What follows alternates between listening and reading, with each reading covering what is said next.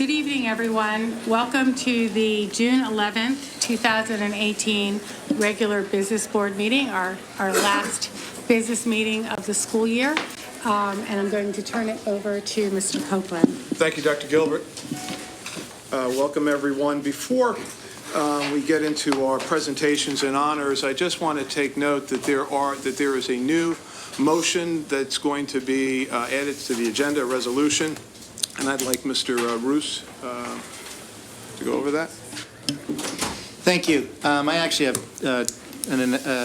like to read a statement regarding St. Charles, and then I'm going to put an agenda item regarding the property owned by the Foundation for Islamic Education, known as 1860 Montgomery Avenue. With respect to St. Charles, on May 22nd, 2018, Lower Merion Township Board of Commissioners President Dan Bernheim hosted a meeting with representatives of Lower Merion School District, Mainline Health, St. Charles Seminary, and the Archdiocese of Philadelphia at the Lower Merion Township offices.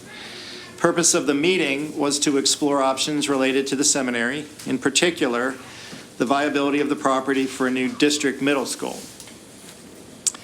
At that meeting, we were advised that since the seminary intends to use the entire 70 acres of the site for at least the next 5 years as a seminary, all agreed, after lengthy and thoughtful discussion, that that property is not a viable option for the district middle school. We thank President Commissioner Bernheim for arranging this meeting. Now, with respect to the new agenda item, I am pleased to report that the Board of administration and the owners of the 1860 Montgomery Avenue have reached a tentative agreement of sale for the approximately 21.83 acres, known as the Islamic site.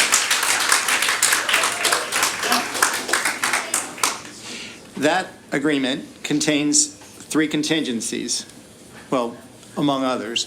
The property sales price is $12 million plus reasonable broker's fees. The conditions of the sale would be the right for the district to terminate the agreement if the property is classified or reclassified as a Class 1 historic resource, and therefore unappealed or unappealable demolition permits for the buildings of the structures on the property are not obtained. In other words, it's a condition of the agreement of sale that the township not redesignate the mansion, the Clothier Mansion, as a Class 1 property. That's number one. Number 2 is the right to terminate the agreement if unappealed and unappealable permit and approvals from the townships can't be obtained. Those have to do with other zoning and land development ordinance issues that are on the property. And then the last condition is the district has to be able to acquire supplemental real estate located within the township to be used in conjunction with the property, basically for the athletic fields. That's the third condition. That item will be under facilities. I believe it's been. I'm trying to drop it in there. All right, yes. We're trying to put it into board docs so that everyone can see the entire resolution. But those are that's the agreement and the 3 conditions. Thank you, Mr. Roos. So just from the administration's point of view, I think the public has heard we've had some concerns over this property before, and what will happen as a result of this, if we can use the property, it takes the Stoneleigh property, with the exception of the 6.9 acres, off of the table for us. We are pleased to pursue another alternative other than that. So we think that's an important aspect of this. We would encourage folks to attend tomorrow night is it tomorrow night? Wednesday night. Wednesday night at 6 o'clock. The township commissioners, I think it's a buildings and planning committee meeting, and really help support the concept that the mansion not be turned into Class 1. With that, we'd like to move to the agenda and begin with presentations. And State Representative Timothy Briggs on There Ought to Be a Law. And I see Mr. Briggs. I'm the right here, ready. and I was told to be very quick, so I appreciate you all for allowing me to even be on tonight's agenda.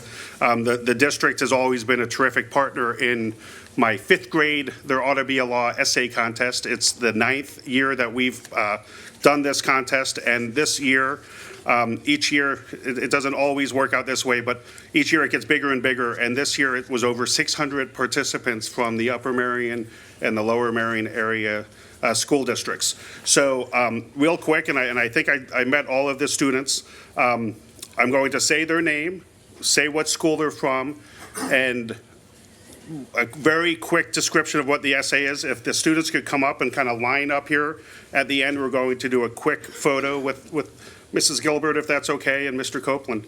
And then we will get out of your hair. And you all do a great job of what's best for the district, and I want to thank you for doing that. So first, Augustin Luck from Mr. Falco's Gladwin Elementary School. If he could come up, he had a great idea about all buildings should have light motion protection to save energy. And the first, so many of these are going to be the finalists of the 600. Lower Merion had 10 finalists, and then the last one's going to be the winner. So here you go. Marty.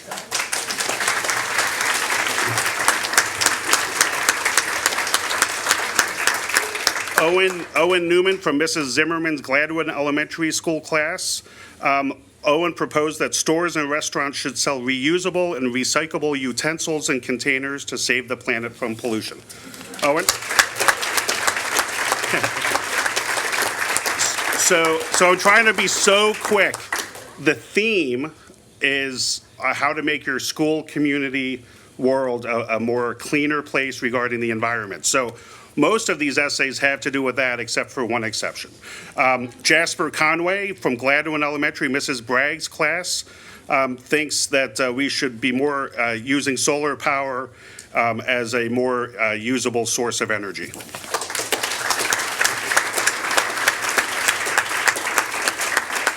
Clara Lee from Miss Feigenbaum's Penn Valley Elementary School was a great essay regarding chemical fertilizers and discussed how we should be using organic to replace them. Thanks, Clara. Rory Douglas from Mrs. Flynn's Penn Valley Elementary School also wanted to propose banning fertilizers that hurt the environment.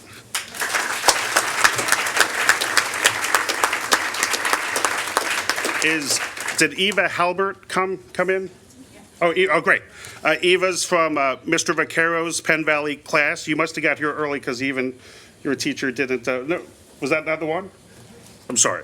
I might be messing up the name. So she had a great essay regarding the dangers of styrofoam pollution, and it was a number of the kids wrote about that.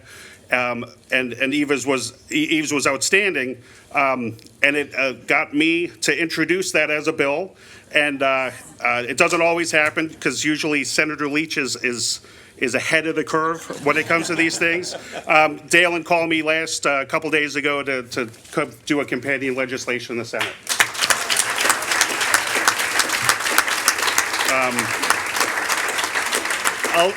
Elsa Gowan, also from Ms. Feigenbaum's Penn Valley class, if Elsa can come up. She wrote a great essay regarding rainwater and collecting and using for their gardens.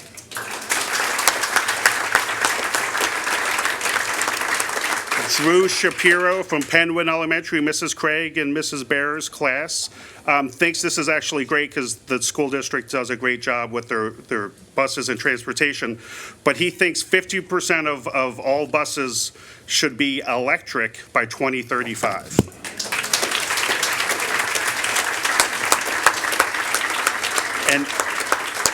And this is the last of the finalists, and it was the one exception to the environmental topic, which I just really was inspired by.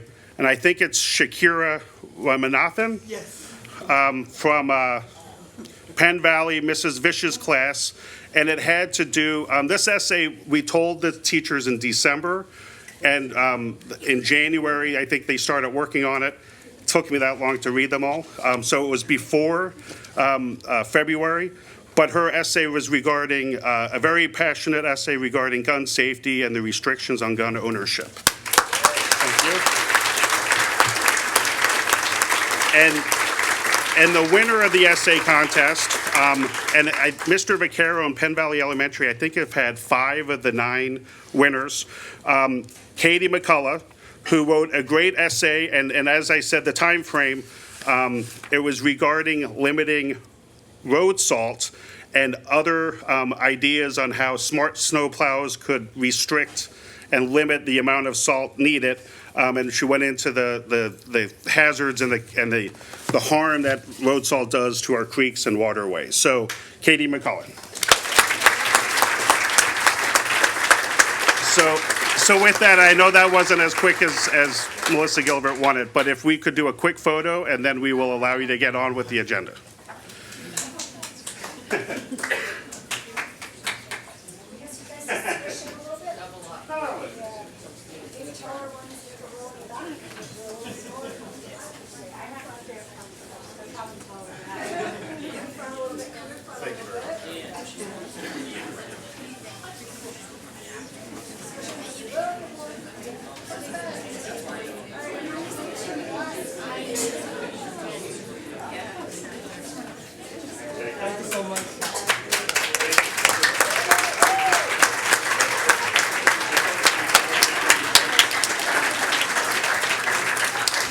And just one last thing, I told all the students if we could meet in this hallway, we will continue to take photos just to allow the meeting to continue. Thank you so much, board.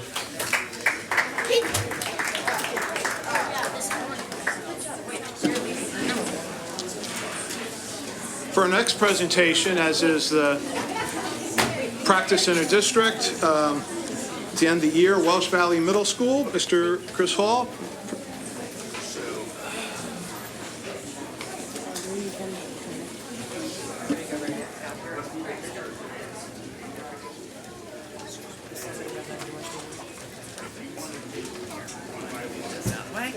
You're very welcome. Have a great night. Sorry, I'm just going to move you guys back. That's all right. Should I tap those?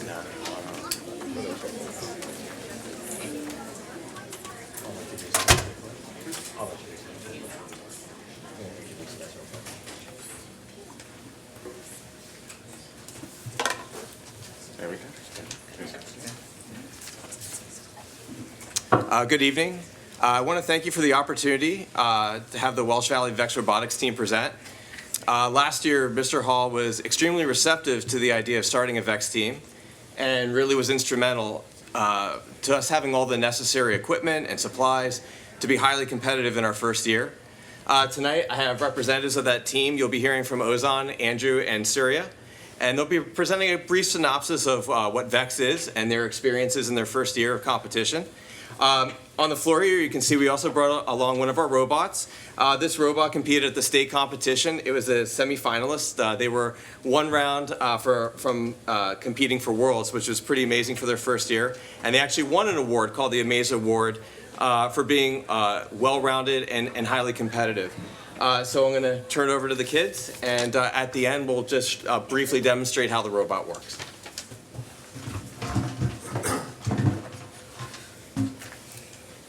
So VEX Robotics is a program where kids program and design a robot to compete in a specific competition for that year. Each year there's a different challenge. And, each year there's a different challenge. Last year the challenge was In the Zone, which was where people designed robots to lift cones and move mobile goals into zones to gain points. So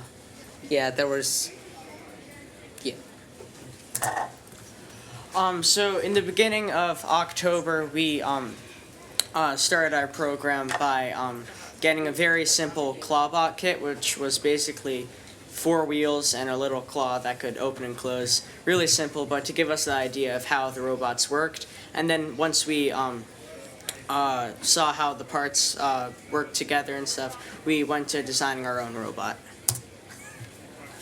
For the designing and construction, it was all just ideas that we came up with.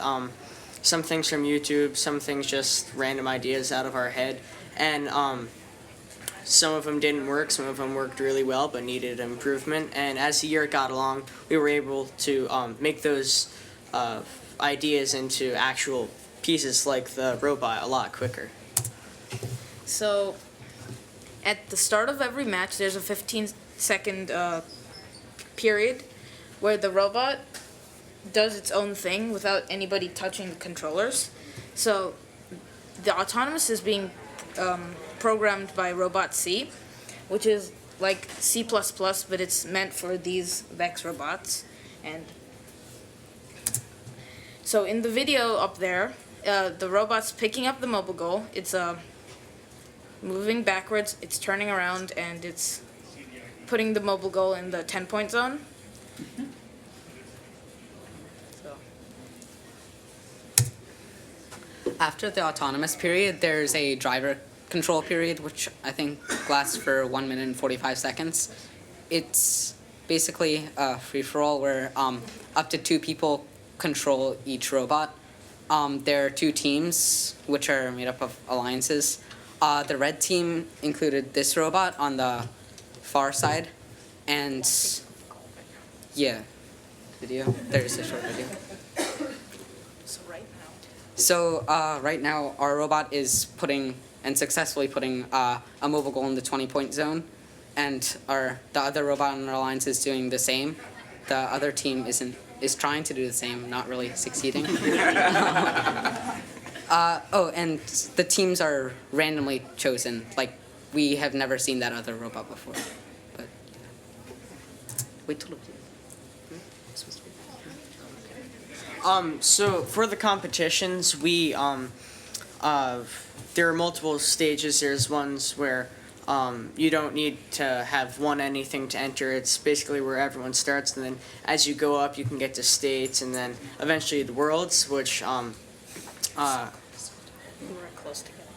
yeah, but you have to work your way up through the competitions, and 3 of our teams qualified, which was all of them, to get to get far enough ahead.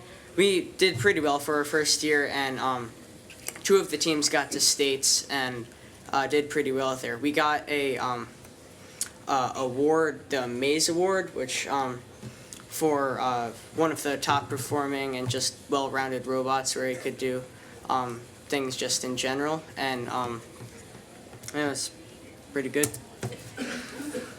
So the new 2018-2019 season game is Turning Point, and it requires robots to flip caps to score points, shoot balls at flags to score points, and to park in platforms. We've already started work on these robots, and we are looking forward for another strong season.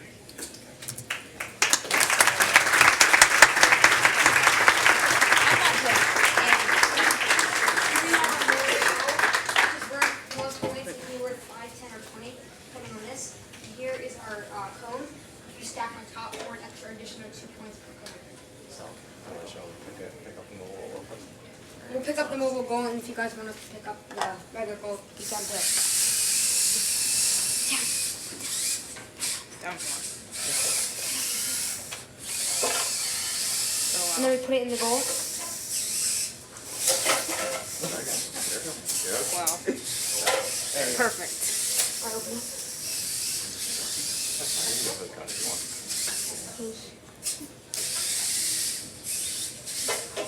How does it look? That's a robot. It usually does better.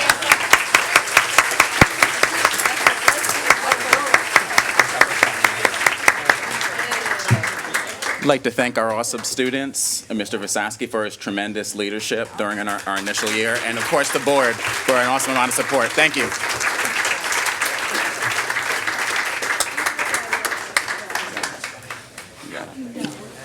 Thank you, Mr. Phillips.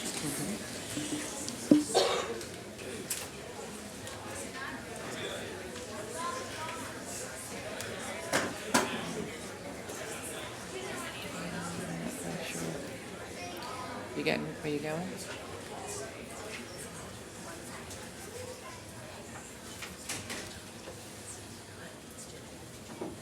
Are you coming? Yeah, we have to pull them in? Oh, wait, I don't know why this is not.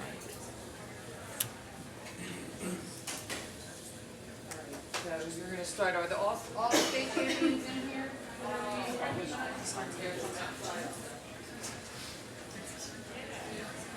State champions, if you'll come in.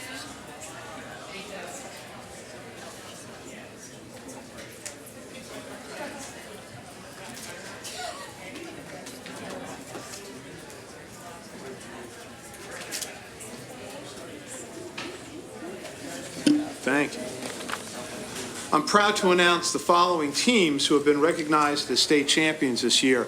I don't believe all of the teams were able to join us for the evening, but please, if you're part of the one of those teams that are coached and you're present, please stand when I mention your team or event. The Lower Merion Girls Crew, coaches Elizabeth Miller, Kirk Beckman, and Alaire Holsworth. Anyone from the crew, girls crew? No? Absolutely. These are all state champions. Harridan's Future Business Leaders of America, Coach Barbara Ranson.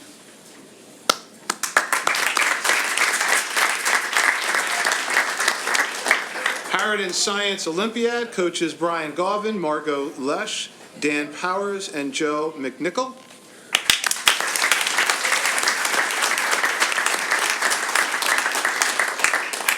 And Lower Merion Swimming and Diving, Coach Jeremy Byrne. Anna Callandays won the 500-yard freestyle 3 years in a row. Is that? Oh. Is she here? The crew team is here. Oh, crew team's here. Where's the crew team? Okay. Are one of the coaches going to speak? Yeah. Oh, okay. That would be you. That would be me. You can Speaking. face that way. You don't want to face it. Why don't you get up there, Lynn? No? So these girls are phenomenal. They've won consistent year after year. What in rowing is city championships, Stotesbury, which is the largest high school regatta in the world, and SRAAs, which is the largest and highest point in scholastic rowing that we can go, meaning you can only draw from one school. They would compete against clubs and actually beat them, which draws from a larger 50-mile radius typically. Every one of these girls has phenomenal grades. I never see them on my report needing help. And I just really think they're fantastic kids, and they're on their way to, a lot of them are on their way to Henley and to college to row also, representing Lower Merion outside of the township. So I just want to say thank you, girls, for a phenomenal year. Great job.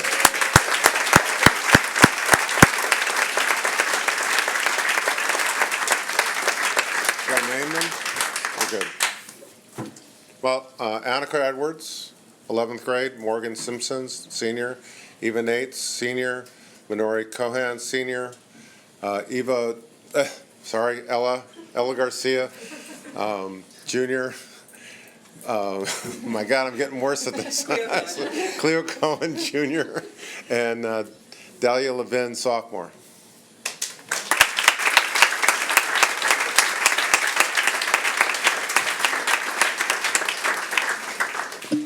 Thank you. Congratulations. Thank you. Thank you, Grant. For having me. Absolutely.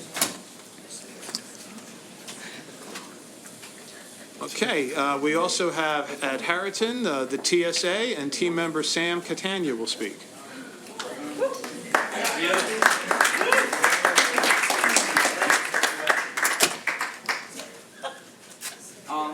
We don't need a microphone. Oh. So I'll just talk about like what we're on. You guys can talk about it. Or okay. So So we're Heriton TSA. We're a little bit like Science Olympiad, except we're more technology oriented, and it's a little bit different the way the competitions work. There's actually no limit to the number of students you can bring to different competitions, which adds a different level of competition just because you have so many schools. And we also compete in more technology-related events such as website design and coding and things of that nature rather than more traditional science events. The event we're here for is Chapter Team, which is a parliamentary procedure event. It's very similar to how the board is run, except we do it with a very high level of precision, and we have 15 minutes to... We're also higher level than the Senate, by the way. It's also higher level than the Senate, so don't take any offense. But so we run parliamentary procedure meetings with a high level of precision in a short amount of time, and we're assigned certain motions that we have to complete, and then we run through them as fast as we can, and we have all these strategies for doing that. So we placed first at states. We're hoping to place first at our upcoming national competition in just a few weeks, and I'm going to turn it over to Francis and Zach to talk a little bit more about what we do and some other accomplishments we had at states. So first of all, since I wasn't here last year, I know that some of my team members were. I want to say that TSA has been the best opportunity in the Lower Merion School District that I've had in all of my 12 years here. And I really thank the coaches, Mr. Chris Weaver and Tim Brockman, who couldn't be here, because I think they're probably, I've had a lot of great teachers and a lot of really cool role models in my time here, but those guys have had the biggest influence on my life. They inspire us all to, pursue our dreams, and they teach us the skills, and when they can't teach us the skills, they motivate us to teach ourselves the skills. So with this event, it's extremely competitive because the level of precision is extremely high. If you think about, a code which has to be case specific, and if you miss one capital letter, the whole thing's going to fall apart and you have to troubleshoot it. That's kind of like what this is, because there is no highest level that you can get in parliamentary procedure. Essentially, your wording can always be better. You can always say things with more confidence, and even things like that, despite the overall rules of the event being just to follow the procedure. And I also want to say that since this is my last time competing at the national level for TSA, we want to make sure we win this one, because the last time that we got a first place at nationals, well, at least the last time I did, was my guy Francis right here when we were in 8th grade. We've never done it at the high school level. And here, take a look here. I designed these shirts for the competition. We have the ram here, which represents Heriton High School. And then we also have a little squirrel tail here. And you know what that means? You have to be on the microphone. Well, I had to show you guys. But the squirrel tail, it represents the squirrel who doesn't procrastinate. He gets out there and he finds his nuts before winter. And that's what we do at Heriton TSA.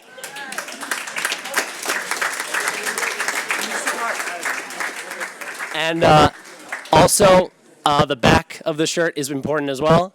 I'm going to have to step away from the microphone.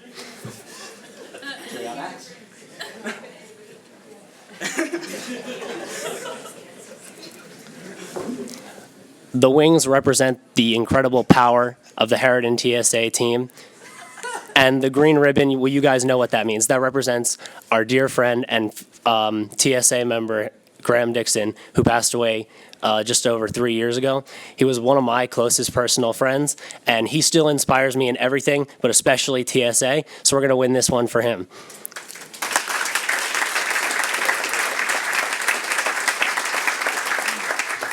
Rams on 3.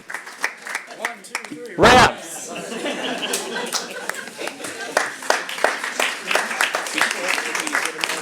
I don't know. Did the Heriton Science Olympiad team, are they here? Yeah, we're here. I didn't know that was our chance to speak. We're all here. Come on up here. Come on up, come on. All of them. And apparently funnel and face that one.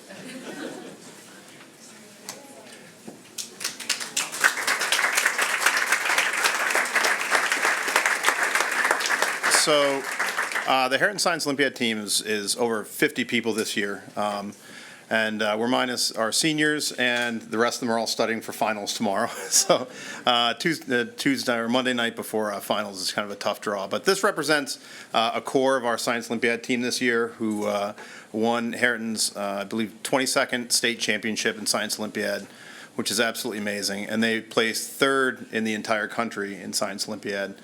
Science Olympiad starts each year with over 7,000 schools across the country.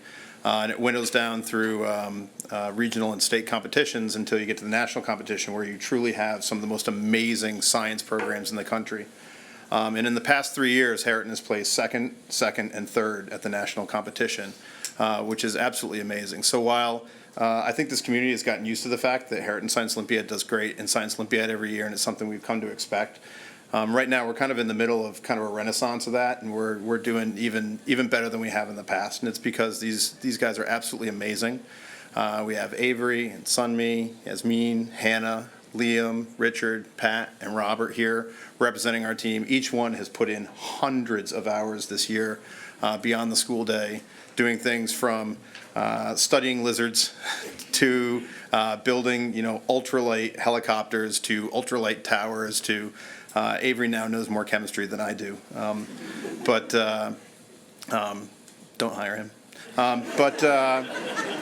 I think they're absolutely amazing, and I would not like to work with any group more than them at Harriton. So my hat is off to them. They make me look really, really good every year, but they're the ones that put in the work. So congratulations, and we're really glad to represent Lower Merion.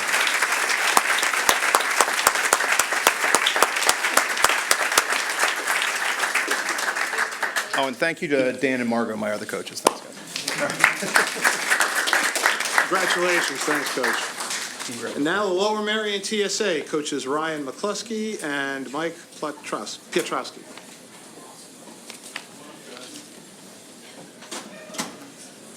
Thank you very much for having us. So we just heard from Harriton TSA. Oh, sorry about that. Thank you very much for having us. We just heard from Harriton TSA, wonderful group of young men. We will be flying down to Atlanta, Georgia next Friday to compete head-to-head with those young men you heard from. And we've been practicing. So we will see them at the Georgia World Congress Center in downtown Atlanta next week. But I wanted to introduce some of the members of our team. To your left, we have Julian Ginsburg, class of 2019. Ben Alonzo, class of 2019. Chris DeSantis, 2020. Is that right? Deval Sharma, 2021, if that date arrives. Sophie Yang, 2020. Annabelle Van Raleigh, a recent graduate of Lower Merion High School just this past week. And Sihan Wu, class of 2019. So each of them placed first in the state of Pennsylvania in their respective event. And they're going to come tell you what those events are. So could we have one member of each event just come describe what you did in your event? So Deval and I tied for first place in the Chapter Team Britain event, and that's pretty much in terms of parliamentary procedure. We take a test, and we both got perfect scores on the test, saying that we were the most knowledgeable people within the state of Pennsylvania in parliamentary procedure. So we are looking forward to the national conference. We're hoping to bring the first place trophy home to LMTSA where it rightfully belongs. So we're going to be doing a lot of practice. We've already been practicing a lot of practice within the next couple of weeks, and we'll see Harriton next week.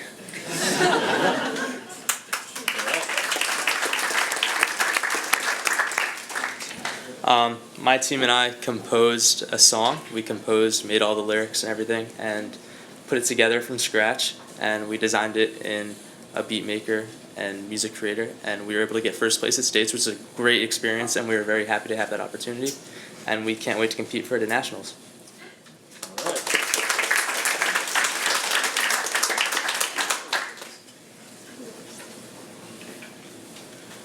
So I competed in promotional design, which is an event where you create a promotional marketing portfolio for the Technology Student Association. And basically it contains a folder, a brochure, and a business card, and among other recruitment posters and whatnot. And if you semifinal in the event, you come to a room and you need to respond to a design prompt, and you have 2 hours to do it on site. And so I placed first in that event, and I thought it was a really great experience because it helped me practice real-world graphic design skills, and it helped me improve my skills working under pressure, and it was just a great experience for me overall. Okay, so Sihan, Annabelle, and I competed in an event called Children's Stories, and Chris, of course. And so he has 2 first places. And in this event, you create a children's book that serves to teach kids a topic in STEM. So we did a book about dentistry that taught about cavities, and there's also like some additional challenges like integrating electronics into this. So for our electronic integration this year, we created a website to enrich the children's education. So we created this book called Amber Sweet Tooth, which followed Amber, a girl, on her story and journey to deal with cavities. And then we created a website to go with this that had like animations and an audiobook to further enhance this learning. So we'll try to continue the community impact that this will have, and hope to compete well at nationals with this event.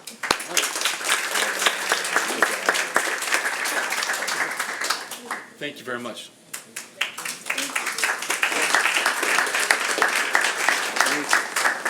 And last but not least, Mike Stepner, coach of the Lower Merion Science Olympiads.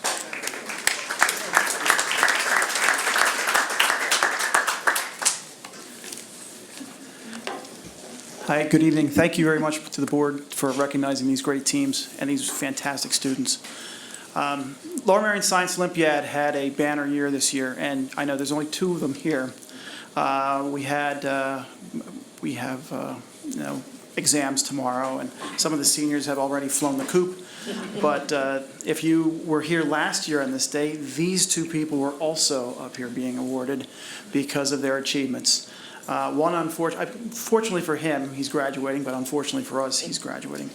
Sebastian Perez Lopez earned first place with Eugenia Feng, 10th grader, at the state level back in April, and Rocks and Minerals, top in the state, #1. And at the national competition, I know you just saw Harriton with their entourage of people, but we can claim, Lower Merion can claim, we earned a gold medal at the national competition in an event called Write It, Do It, a technical writing type of event. And Sebastian was also in that event, along with Michael Cheng and a freshman, Genevieve Oliver, who could not be here tonight. So we are seeing we have a tremendous core, if you will, at the younger side of the spectrum. We have 15 competing people that come out to each competition, and 6 of them out of the 15 were freshmen this year.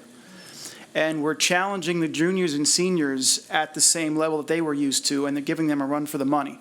So when we went to nationals a couple weeks ago out in Colorado, we were impressing people, and even in the state, every competition we were going to, they thought we were bringing our JV team in, and I said, no, this is our team of freshmen. And 4 more of them are sophomores. So out of 15, 10 of them are freshmen and sophomores this year. And we earned 2nd place in the state. We earned 15th at nationals. And we also earned the DuPont award for the team that wasn't there last year, that had the biggest breakout year at nationals this year. And the trophy looks like we won the Stanley Cup and Wimbledon combined, because we were carrying that through the airport and people were clapping. We said, we don't know what you did, but it looked pretty good. You must have done something very well. But again, thank you very much. Eugenia, thank goodness you're here for 2 more years. Sebastian going on to Stanford next year in geology with his rocks and minerals knowledge. And I have told them that you're allowed to stay in public school till you're 21, but they're going to go on and do something else then. But thank you very much again for recognition.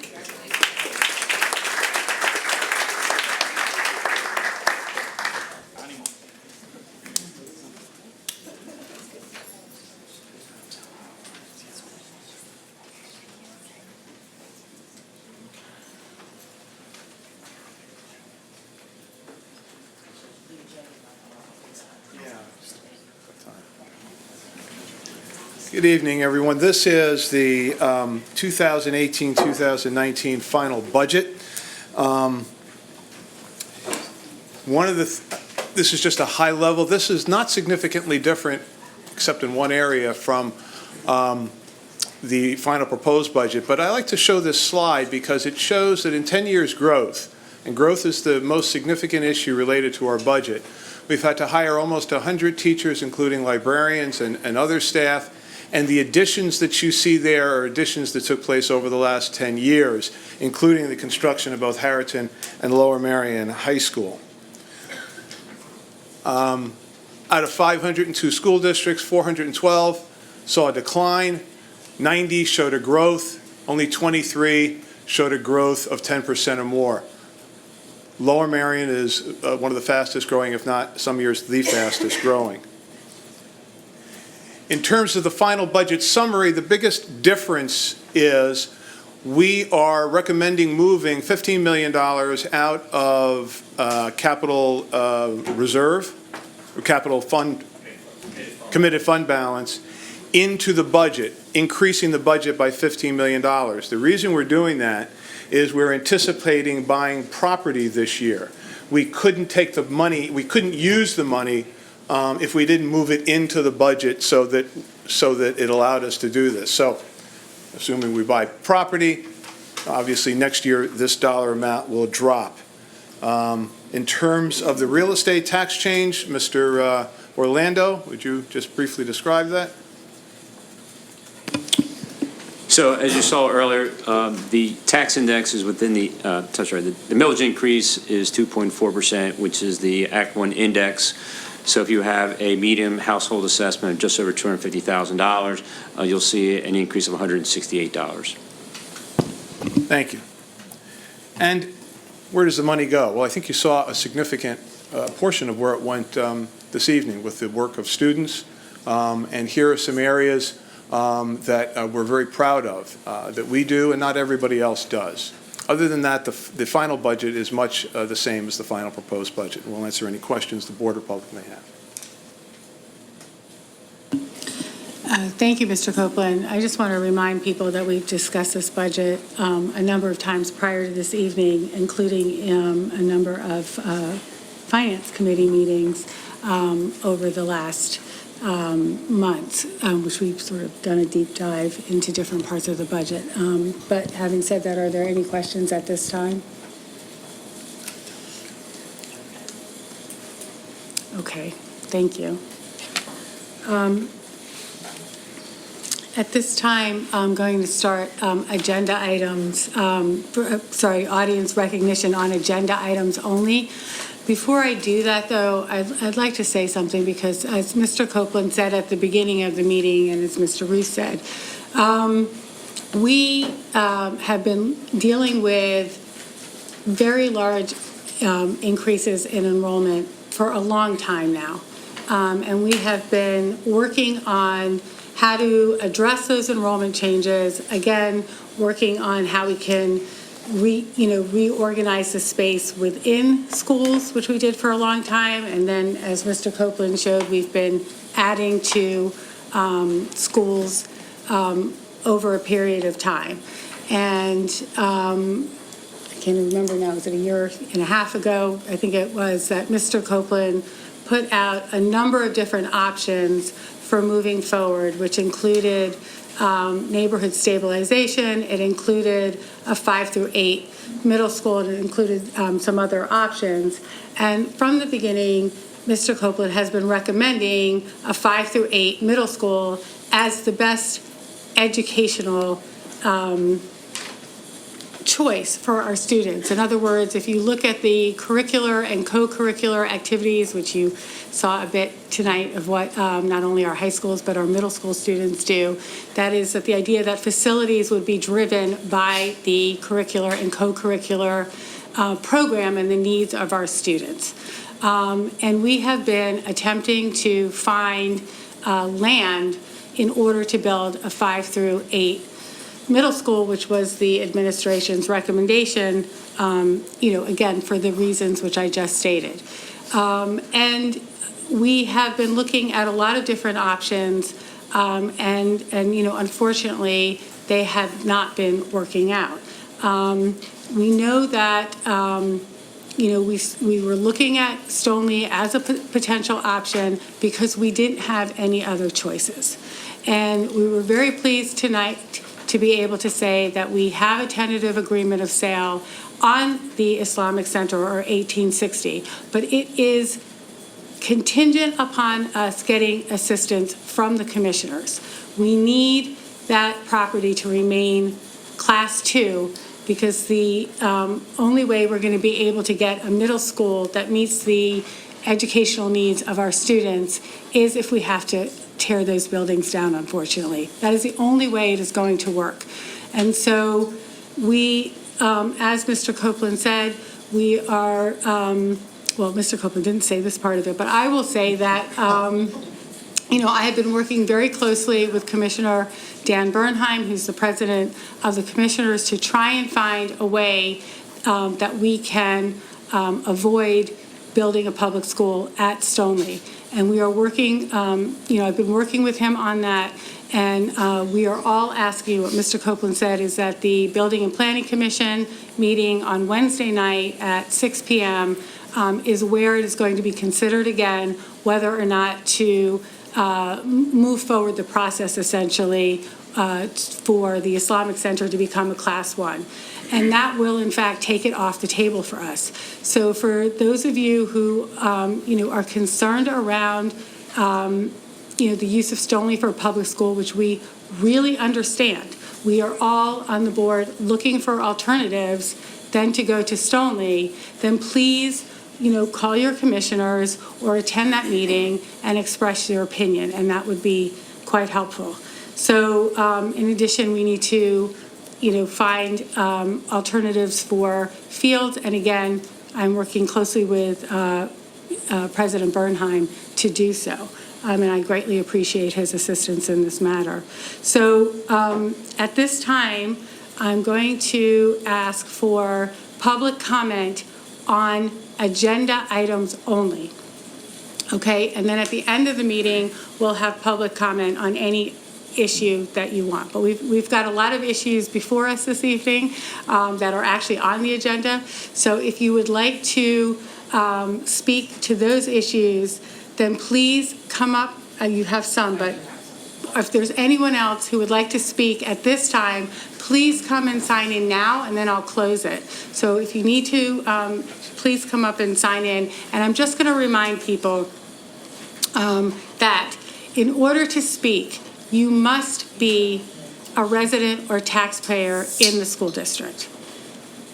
Everyone who speaks gets 3 minutes, okay? Again, please only speak on agenda items at this time. We will open it up at the end of the meeting for any item, any agenda item. So, those of you who are students who would like to speak, you get to go first, as is our custom. So if you want to go ahead, and then you can get started while the others are signing up. But I need you to speak at the... No, we have not. But you can speak. That is on the agenda, so you can speak to that issue. Okay. Oh, and everybody should say who they are and generally where they live. Go ahead. Good evening, members of the school board. My name is Ben Feldman, and I'm proud to say that I'm a graduate of Harridan High School as of last Tuesday. I'm proud because I believe that LMSD has given me countless opportunities through education, that my diploma will take me far. Today I'd like to plead with you because I know that I owe much of my success to the amazing LMSD teachers and staff who deserve a fair contract. I have a few main reasons why I believe that this is the case, and I think the only possible way I can get this across is by giving you some of my experiences in this district. Firstly, I'll note that I'm always amazed to see how much teachers inspire me to learn. For example, in AP Latin with Magistra Veronica Cambria, we generally spent the first 5 or 10 minutes discussing our personal lives in exchange for hard work the rest of the set. When I was confused about the assignment, I texted Magistra for clarification. Consequently, when I wanted advice on other non-Latin matters, I would also text Magistra. Ignore the policy violation for the sake of the story. how could I ever turn in subpar work when Magistra Cambria would be grading it? Magistra inspired me to come to Caertamin and Penn State Convention, and above all to learn Latin. Here's another example of that inspiration. Earlier this year, after a World Affairs Club meeting, I stayed in Mr. Jameson Warren's room for the entirety of Learn 2 because I was engrossed in a conversation with him about race and ethnicity. I was completely intrigued by everything Mr. Warren had to say, and as I was walking out, I said to him, I wish I could be at Harridan next year so I could take AP Human Geography. He inspired me to learn about the subject and to do a presentation for my Theory of Knowledge internal assessment. Secondly, LMSD teachers and staff do everything to help students learn because they want to see students succeed. Mr. Scullin, a teacher whom I've never had, helped me with my debate cases because I wanted to learn philosophy and he wanted to teach it. I've had long conversations with him about Locke and Rousseau, and I'm amazed to see how much Mr. Scullin is excited to see me learn. Another example, when I wanted to run a 5K junior year, Mr. Brian Click, a teacher whom I hadn't had up to that point, sat down with me to develop a training schedule, frequently checking back in with me to make sure things were working well. I still run to this day, literally, because of Mr. Click's help. Finally, let me say that LMSD teachers and staff go out of their way to make others smile, which I'll note is an important yet unnoticed aspect of our education. Dr. Paul McKenna sings Happy Birthday on guitar to every student celebrating a birthday. When I needed to find a room for a college interview one day this past year, custodian Miss Stumpo went out of her way to unlock a conference room after school. Mr. Plump sacrifices class time to have us meditate because he knows how stressed out we are. Members of the school board, it's imperative that I say this above all else. I've never had a bad teacher in LMSD. Let me repeat that because I think it's really important. I've never had a bad teacher in LMSD. I don't have nearly enough time to point out every great staff moment I've had in the district. In fact, every anecdote I've told so far has come within the last 12 months or so, and I've been in this district over a decade. All I can say is this, the LMEA deserves far better than anything you can possibly give them, but at the very least, they deserve a fair contract. Thank you for your time today. Give me 1 second. First of all, let me just say congratulations on your graduation and your credit to your teachers and your parents and everybody else who's contributed.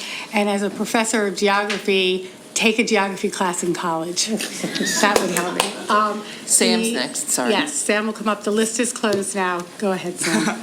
All right, Sam Catania, Hadford. I won't pretend to hold a candle to what Ben just said about the teachers, but I concur with all of his opinions.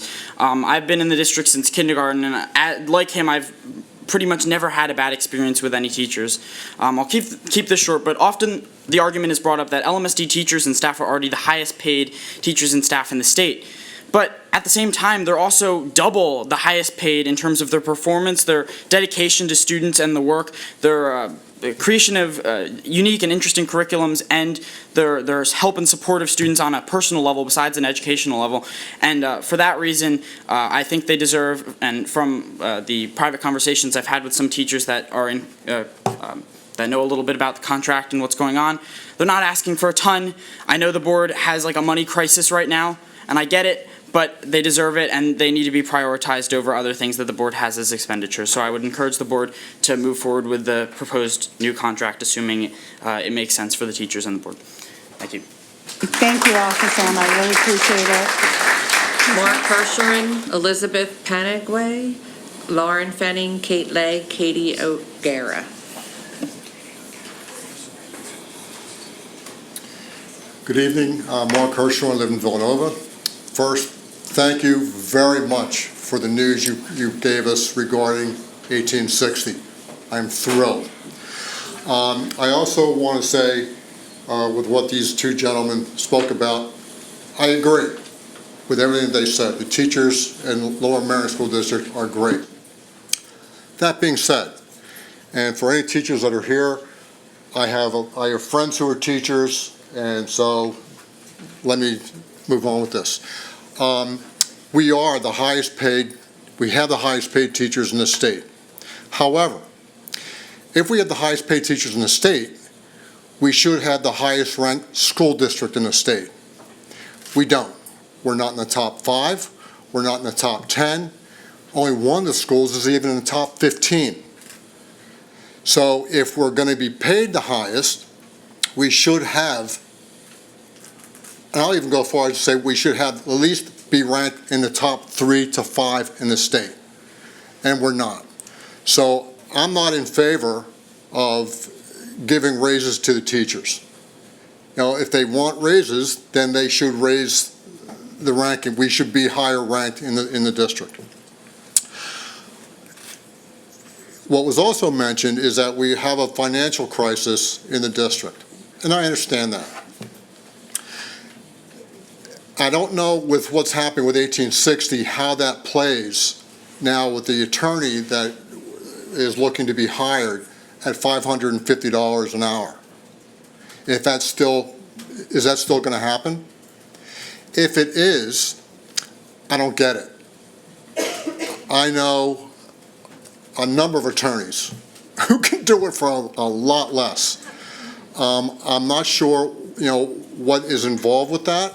So if you can tell me if is that still on the table? If the sale to 1860 goes through, is that now off the table? I'm not sure, if there's a financial crisis, how we can justify that per hour rate. It just doesn't make sense to me.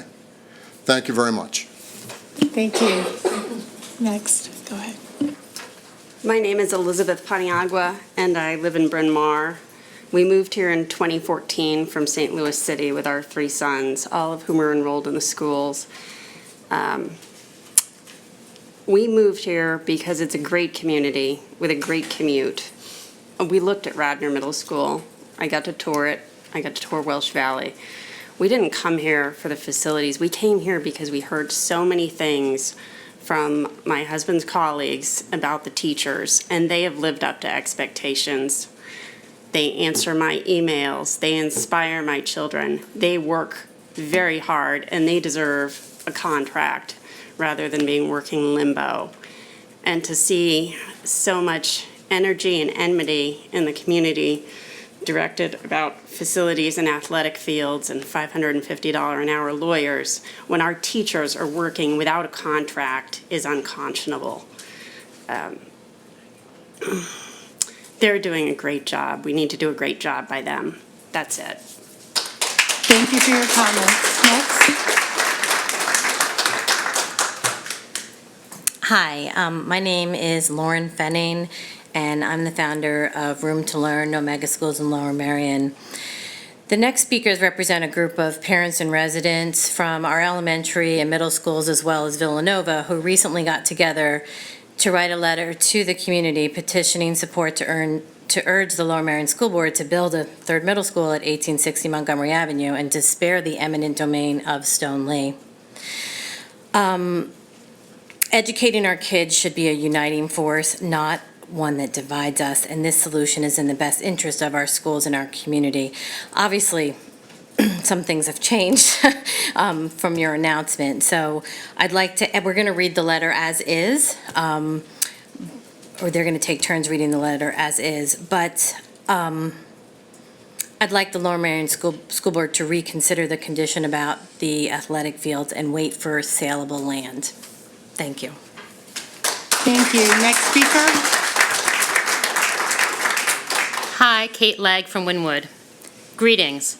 As parents and residents in Lower Merion, we would like to address the pressing issue of overcrowding that is negatively impacting our students across all schools, as well as our communities, and will only be exacerbated over the coming years. Research states that student achievement improves with increased student engagement and the personalization of education. Some of the major factors affecting achievement include teacher quality, class sizes, and the environment where a child studies. We are very grateful for our amazing teachers and the school board's dedication to small class sizes. However, we must seriously address the impact of too large and overcrowded schools on our students, teachers, and neighborhoods, and ultimately our property values. Overcrowding in schools reduces enthusiasm for lifelong learning and a student's ability to pay attention and achieve academically. And we are already seeing the effects. Students are reporting lost instructional time, limited access to programs and extracurricular activities, loss of core and green space, and poorly timed and crowded breaks. Teachers and staffs are reporting safety concerns, decreased satisfaction, and diminished support. Traffic congestion and pedestrian safety issues in our neighborhoods continue to rise. Increased enrollment is on the horizon, and time is of the essence. Luckily, we have been presented with a rare opportunity: saleable land for a 3rd middle school at 1860 Montgomery Avenue. A 3rd middle school at this location achieves our educational needs with the least disruption to students. It resolves overcrowding at our elementary and middle schools, given its shift to 5th through 8th grade model, a configuration supported by research when transitional and programmatic supports are in place. A third middle school at 1860 Montgomery Avenue also gives Lower Merion students additional field space and prevents more congestion in the eastern parts of the district. Katie O'Gara from Ardmore. At this time, we ask the superintendent and Lower Merion School Board directors to act upon the following.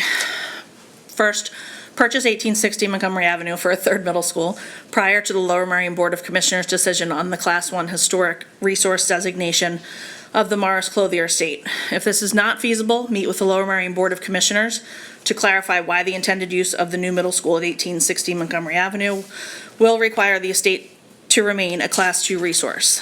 2, propose 3 designs for a third middle school at 1860 Montgomery Avenue from multiple architects. Select the design that is the most strategic, flexible, and financially appropriate. The final design should pay homage to the realistic use of the parcel and surrounding neighborhood and should be one that the Villanova community would welcome and be proud to call its own. We understand that the school board is hoping to build a school that takes advantage of every new innovation. While attractive, Superintendent Copeland's stated desire for the middle school of the future, which includes a fitness center and pods, should not prevent us from building what we so critically need to maintain our current schools and programs.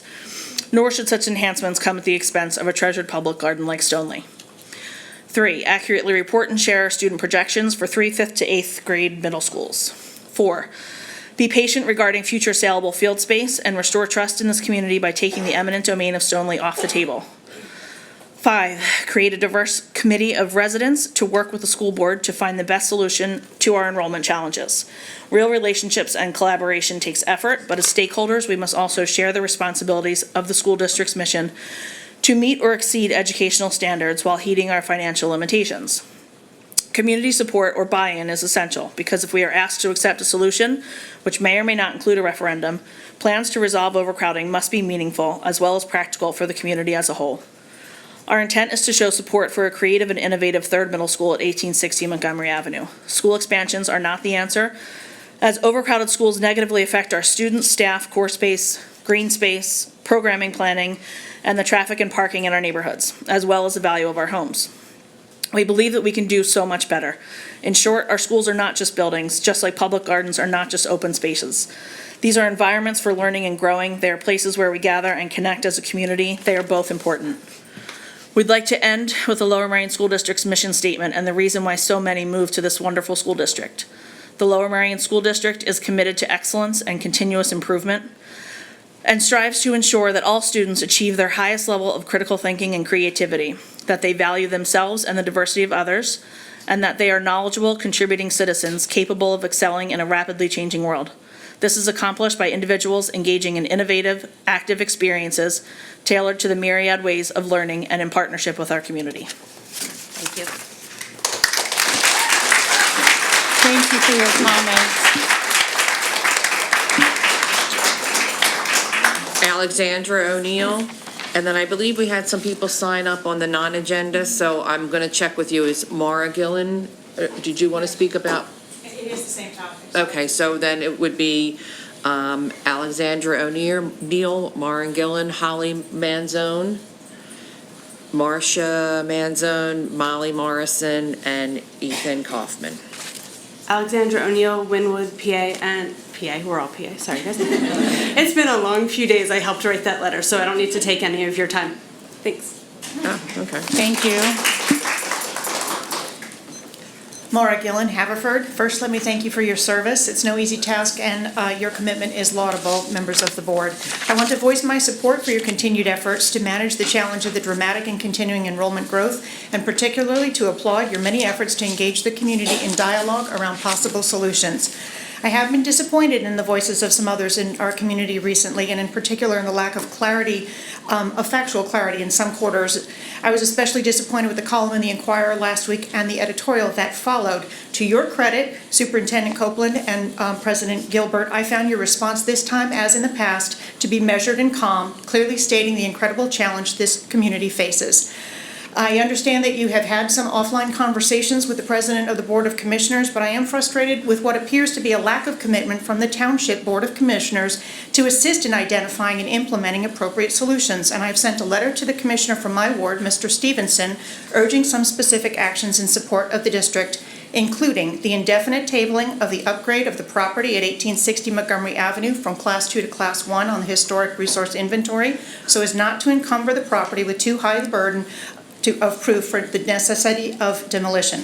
Should it be upgraded, as it does objectively meet the criteria for Class 1, I believe the district has a valid case for demolition, and the township should act in the best interest of the community overall to allow the demolition necessary to support the building of a new middle school.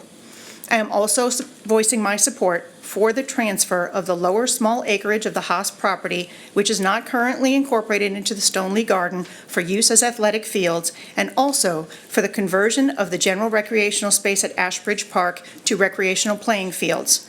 I urge you now, the school board, to work with the Township Board of Commissioners and other interested parties, including Natural Lands Trust, the Lower Merion Conservancy, Friends of Ashbridge Park, and others, to do your part to implement some specific preservation measures wherever and however possible. Appropriate plantings as borders for the fields near the Stoneley to continue the meadow vista and support the wildlife in that area would be one such effort, as would the creation of a portfolio of photos of the Trumbauer design Clothier Mansion, perhaps a scale model for placement at one of the many other Trumbauer design properties in our region, and there are many. As Superintendent Copeland said at this public workshop in early 2017, when the need for an additional middle school became apparent, when it comes to addressing Lower Merion School District's future enrollment needs, there is no such thing as a perfect option or an easy option to achieve. This is our community reality. We need to work as a community to implement a solution. I, for one, stand in support of the solution currently on the table based on the due diligence of the school district and the school board in evaluating all possibilities. I thank you for that diligence and for your service, and I thank you for your time. Thank you for your comments.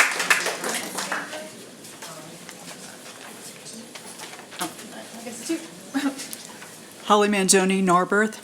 I want to thank all of you for trying so hard to solve this very difficult problem of the overcrowding in the schools. I know it's a real challenge and there's very little land available. And so I do appreciate your efforts and what you've announced this evening with trying to avoid taking Stoneley. I have to say, though, that your letter to the editor after last month's meeting, I don't know quite what you meant, but there was a comment where you appreciated that Stoneley is a treasure and all that, but then you went on to say that you feel that our students are treasures too. And that's great. I kind of took that to mean that maybe those of us in support of Stoneley don't feel the same way, and that maybe we value the land ahead of the students. And as a parent and as someone who supports Stoneley, I want to assure you that I absolutely appreciate our children as well. As a taxpayer, I recognize my fiscal and moral obligation to educate them to the best of our ability. But I also think that it's a privilege. These are great kids. We saw some great kids this evening with, a lot of the awards they've won. I found it interesting that some of the elementary kids, they were all talking about environment. And isn't Stoneley a great place for kids to learn about environment? This is one of the reasons that we really have to preserve Stoneley. Don't it always seem to go that you don't know what you've got till it's gone? You want to pave paradise and put up a soccer field. And I just don't think that that's appropriate. I think that the resolution you have in mind for this evening is a great idea to take 1860, but Stoneley needs to be left intact. I know it's a hard job, but I'm sure you can do it. Thank you very much. Thank you for your comments. Next speaker. Marsha Manzoni, Narberth. Another school year is coming to an end and final report cards are being issued. I thought it would be a good idea to give you a report card so you can see where improvements are needed. First of all, you get high marks in physical education because you will stop at nothing to build more playing fields. I like that you're concerned about the health of the students. Math seems to be a bit of a problem, as the Philadelphia Inquirer reports that you are keeping a huge excess of taxpayer funds in reserve accounts. You definitely need to work on that. Another area of concern is geography, as there is more to it than simply identifying land. You need to understand the importance of the land and its impact on the residents. Science and technology are big fields right now, with many schools improving their STEM curriculum. In fact, schools are adding arts to that curriculum and calling it STEAM. Stoneleigh is a wonderful resource for the study of natural science, as well as the appreciation of the beauty of nature. It would be nice if you could give as much attention to the arts as you do to physical education. Another area where improvement is needed is social studies. You need to listen to and understand the viewpoint of the community. I suggest that you begin to work on these areas through a summer reading program. There are certainly many letters, emails, and petitions where you could begin. You should add a writing component.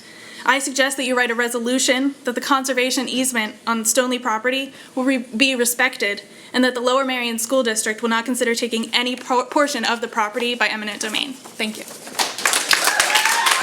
Thank you for your creative comments. Thank you.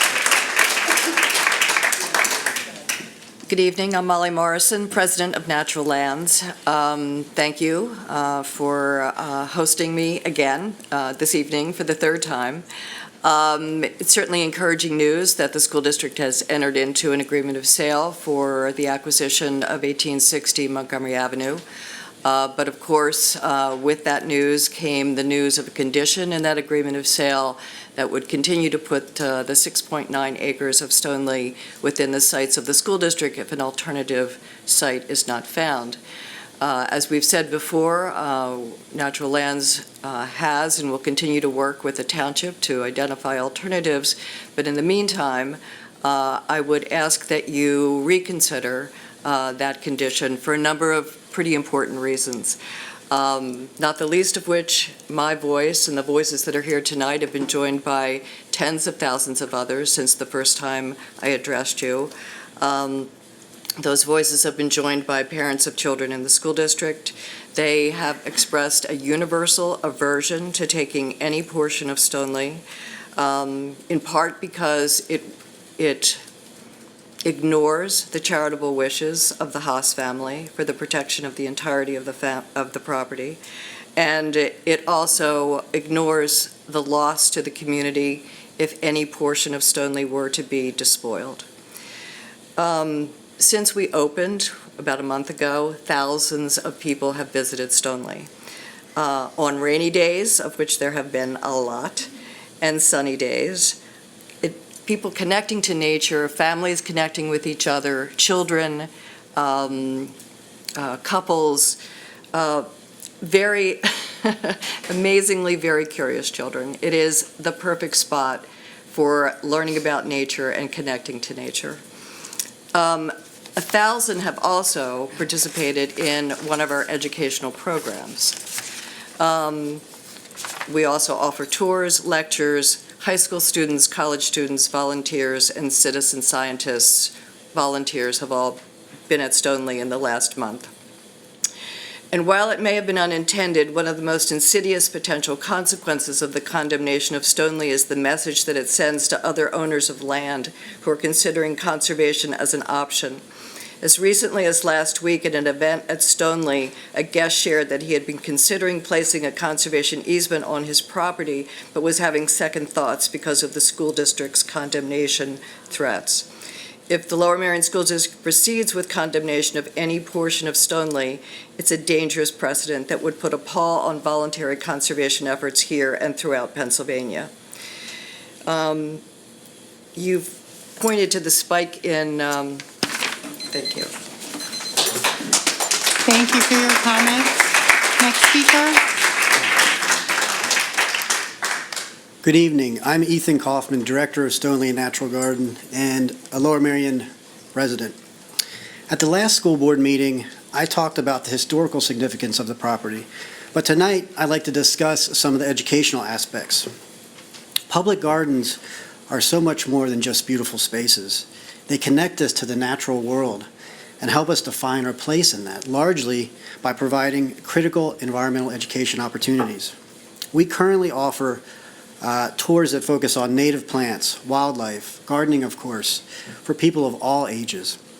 We provided 44 tours for 440 people, many of them interns and students.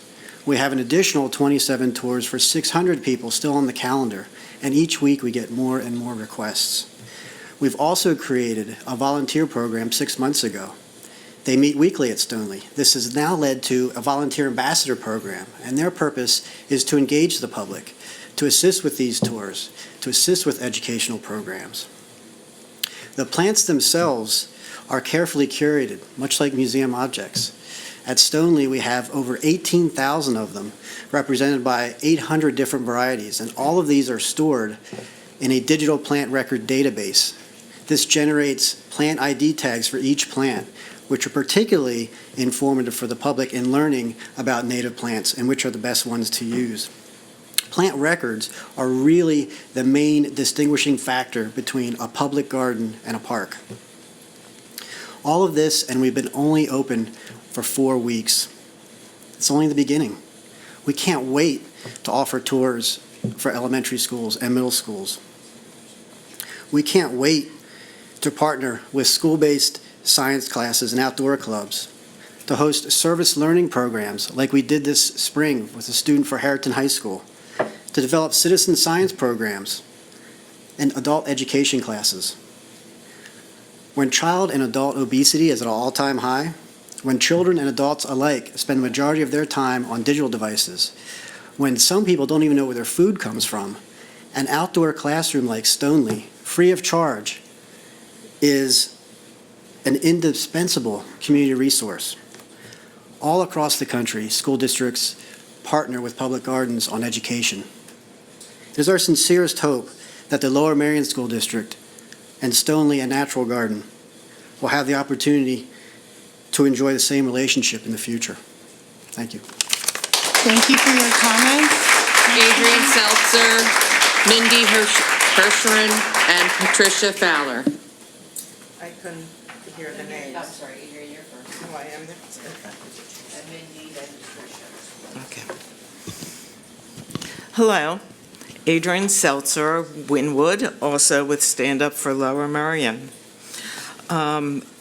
I am glad to see that the board acknowledged the almost 28,000 people who have signed a petition to save Stoneleigh and will be putting in a bid for Claremont. I hope that you will think outside the box about using any part of Stoneleigh for fields. My pocketbook is happy you are no longer will need to pay more lawyers $550 an hour. But I hope you will consider looking into different architectural firms to get some fresh ideas for the 1860 property. I do realize you still want more fields. Many studies have shown how dangerous football is for children. Stop football in the middle and elementary schools. Convert those fields into a place to play safer sports. Build parking garages in place of sprawling parking lots and use that resulting space. I understand there is at least one adjacent property for sale next to 1860, giving you more room. Plus, your plans didn't even consider the meadow behind the building at 1860. Lower Merion Conservancy reached out to you after you said you didn't receive their first message, and as of my last contact with them, you have not responded. Their input would be invaluable now that 1860 is on the table. We are a township blessed with a multitude of talent, so again, I'm going to implore you to reach out and allow out-of-the-box suggestions. Look at the positive aspects of these suggestions rather than just being negative Nellies. The township, in their comp plan, wants more parks and fields. Together, you have more resources to achieve that goal. Reach out. There is more than one architectural firm in the greater Philadelphia area. Reach out. Many of us have been studying this problem for years. Reach out. The Lower Merion Conservancy is there for you. Reach out. The Board of Commissioners wants to work with you. Reach out. Please reach out to bring the community together. I thank you. Thank you for your comments. Mindy Hirschhorn, Villanova. This will be very short. I just wanted to say thank you for starting to move forward with the 1860 property. I do feel that our children's education is more important than the number of fields, so do hope that you will go ahead, start the building at 1860. By the time the school is built, there's sure to be more space to become available that then you can look at for fields, but at least you can start out with the number of fields you have, possibly have different sports share fields.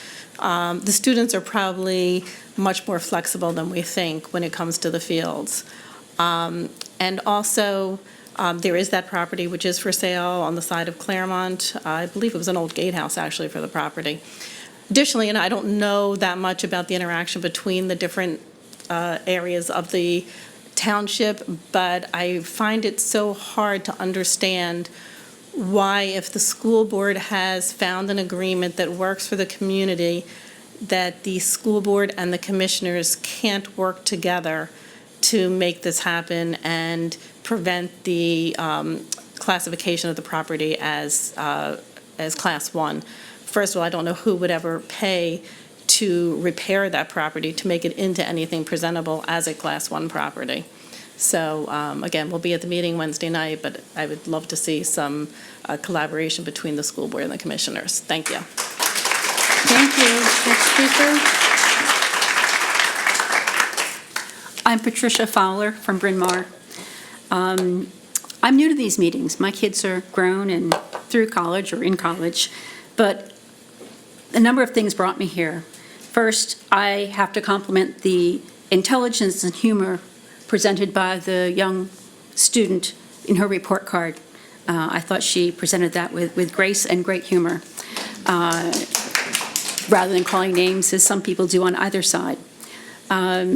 Secondly, before being a mother in my prior life, I'm an attorney, still am, and I am simply flabbergasted, and this is what brought me out, by the total disregard of the sanctity, just the basic meaning of what that conservancy is, and to threaten eminent domain against a public asset like that is an easement property that's given in perpetuity is just unheard of. It's just uncivilized, quite frankly. And that leads me to the concept of what I resent most as a taxpayer in this town, as somebody who votes. And I hold you, and if necessary, the Board of Commissioners accountable for this. We all do. To be used as a pawn in a political battle, and to use Stoneleigh as a pawn in a political battle, which this clearly is between you and the commissioners and whatever else is going on politically behind the scenes, is appalling. I realize your responsibility is to do what you have to do to get things done, and we need another school. But that this couldn't have been resolved by intelligent, creative people of the backing and background we all have here, the education and capabilities, is just unfathomable. I mean, that it comes to this sort of thing. And this is what we're known for nationally, by the way, the town that condemns easements for natural conservancies. That's what we're now known as across the world. And last, we've heard a lot of bright, thoughtful people here at the beginning of this meeting of all our students.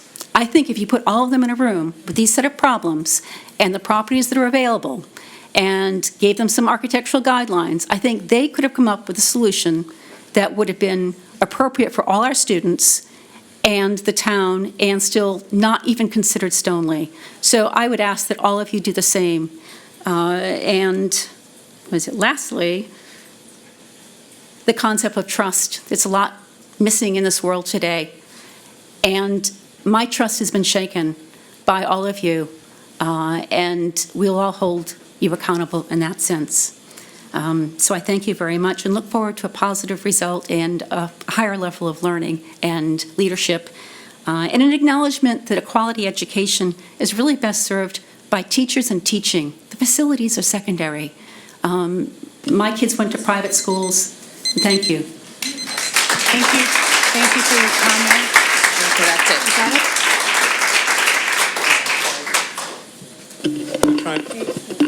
Yeah, I was going to try and address some of the questions and concerns people had raised. First of all, as Mr. Roos had said, the condition of sale says that if the township does not change the designation, we will not recommend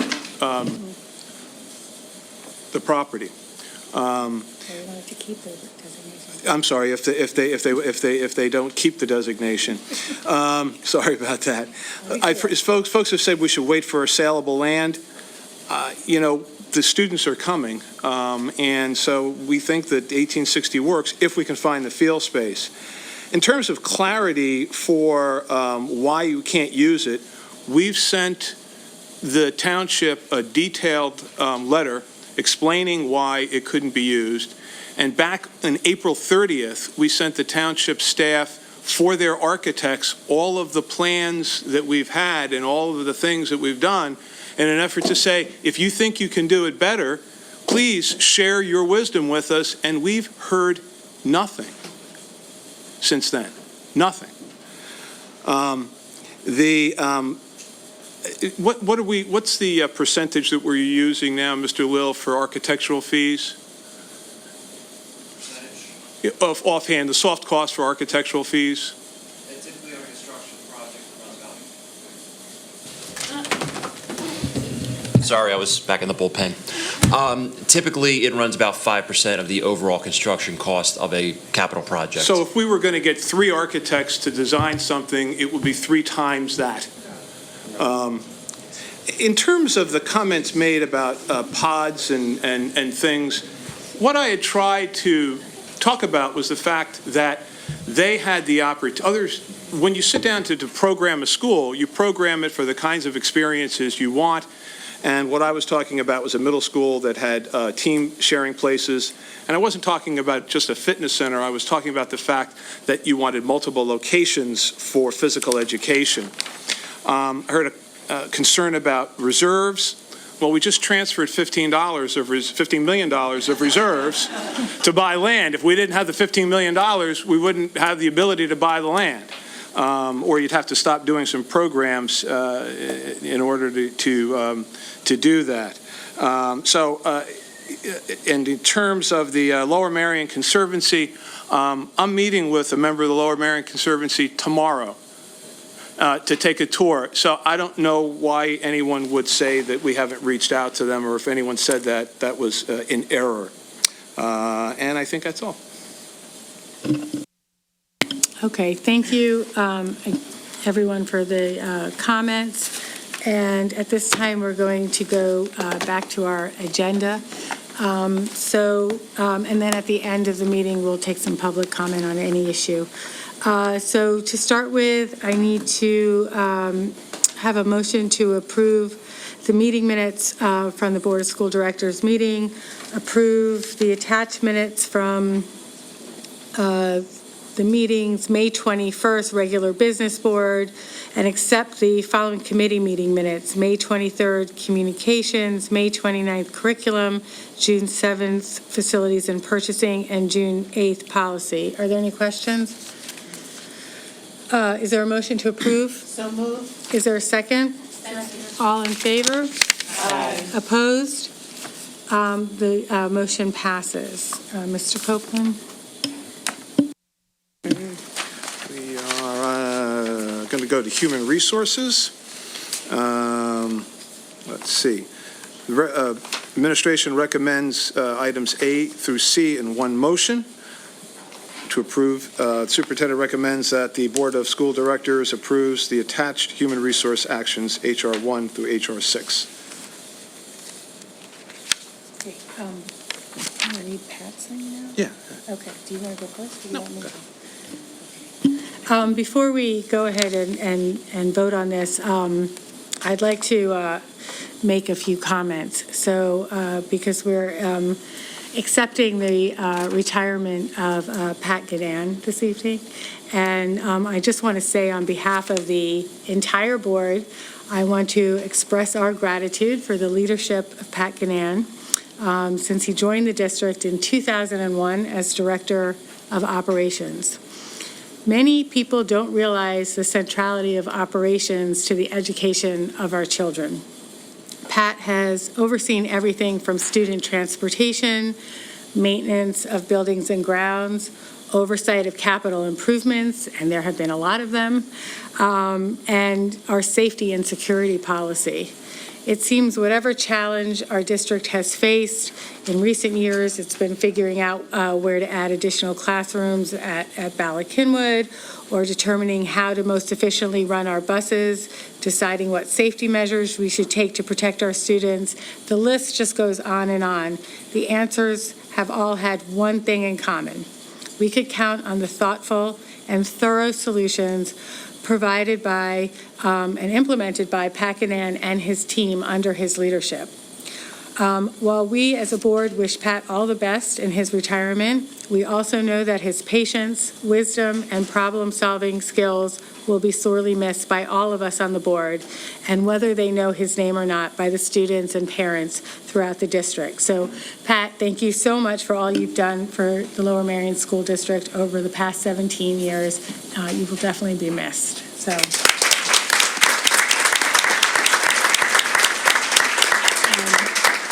So item B reads, it is recommended that the Board of School Directors retains the services of Mr. Packanan on an as-needed basis at a rate of $672.20 a day, approximately 8 hours a day through July 31st. Pat, it was a long winter. So one of Pat's duties is to get up around 3:30, 4 o'clock and check in with about 3 or 4 other people who are riding around the streets of Lower Merion and of the township and Narberth. And then at 4:30, they call me and they say things like, well, what do you think? And I say, I'm a long way from there. I don't know. What do you think?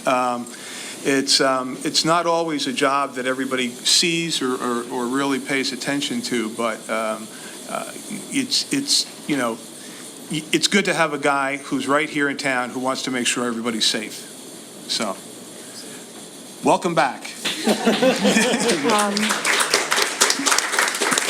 Before we take the vote, I also want to say something on behalf of the entire board. She's not here, but Pam Hart is leaving us as principal at Belmont Hills, and I just want to take the time to acknowledge her tremendous service to our district as principal of Belmont Hills for the past 9 years. I know from personal experience how her exceptional leadership, intelligence, empathy, and kindness have made Belmont Hills a place where students thrive. So we will miss her greatly and wish her much success in all of her future endeavors. And I guess we're going to vote. We're going to vote on A and B. Well, we've got C too. Well, I think we take that separately. Okay. We'll take that one separately. So, so at this time, are there any questions or comments from the board? Do I have a motion to approve? So moved. Do I have a second? Second. All in favor? Aye. Opposed? The motion passes. So Pat, you're stuck with us for a little bit longer. And part of that motion was to appoint past replacement James Lill, who is now the Director of Operations. Jim, welcome, and would you like to say a few words?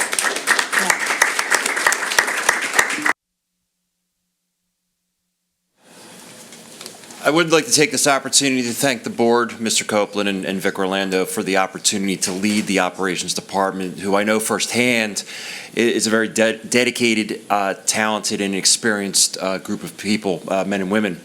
I know the board's touched on this, that the operations department is somewhat behind the scenes, which we acknowledge. However, I know that there is a great deal of pride that we go out and we pick up every child, bring them to school, bring them into a safe and an appropriate learning environment, and then get them home safely every day.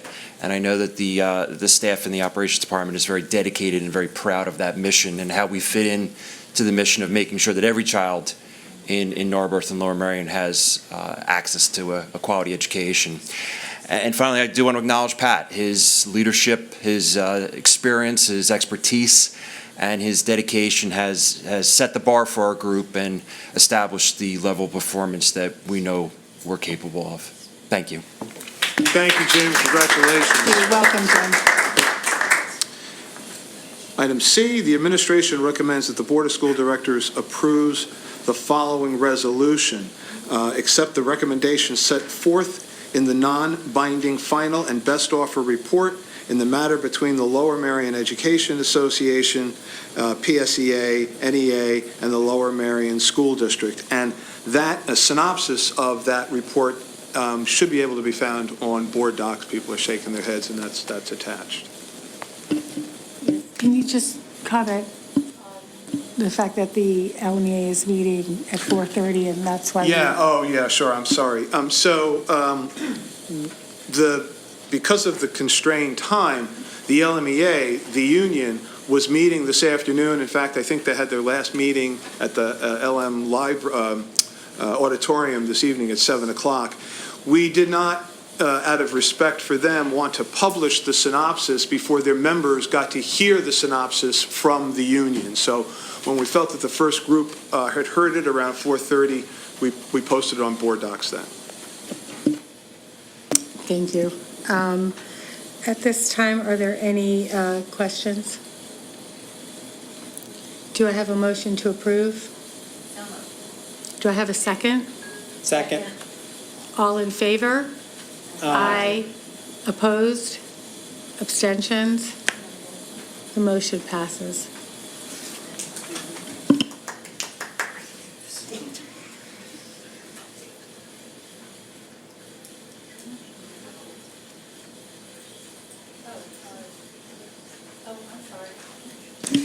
That's me, you're right. My apologies.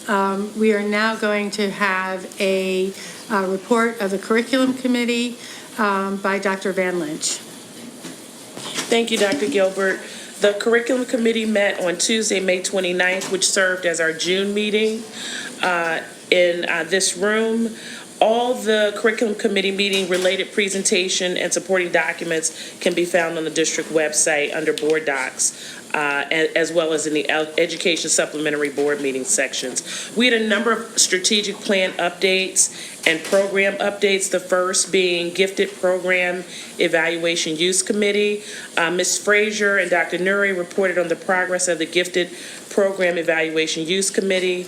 The committee has met twice during the months of April and May, with another meeting planned for June. The focus has been on the recommendations provided by the evaluation completed by Dr. Paul and her team this past December. The committee is currently working on revising the mission statement, as well as reviewing recommendations for a consultant to begin considering implementation of program evaluation recommendations. Professional development for district staff working in various capacities of gifted services will begin this upcoming school year. And there are a number of areas that will be considered under those recommendations, and the Curriculum Committee looks forward to future updates. The second update provided to the committee was on, again, the strategic plan, the Challenge Success Survey. The Stanford Survey of Adolescent School Experiences was designed to gather information about student experiences of the following areas: homework, academic engagement and integrity, teacher support and parent expectations, extracurricular activities and responsibilities, as well as sleep, physical health, and stress.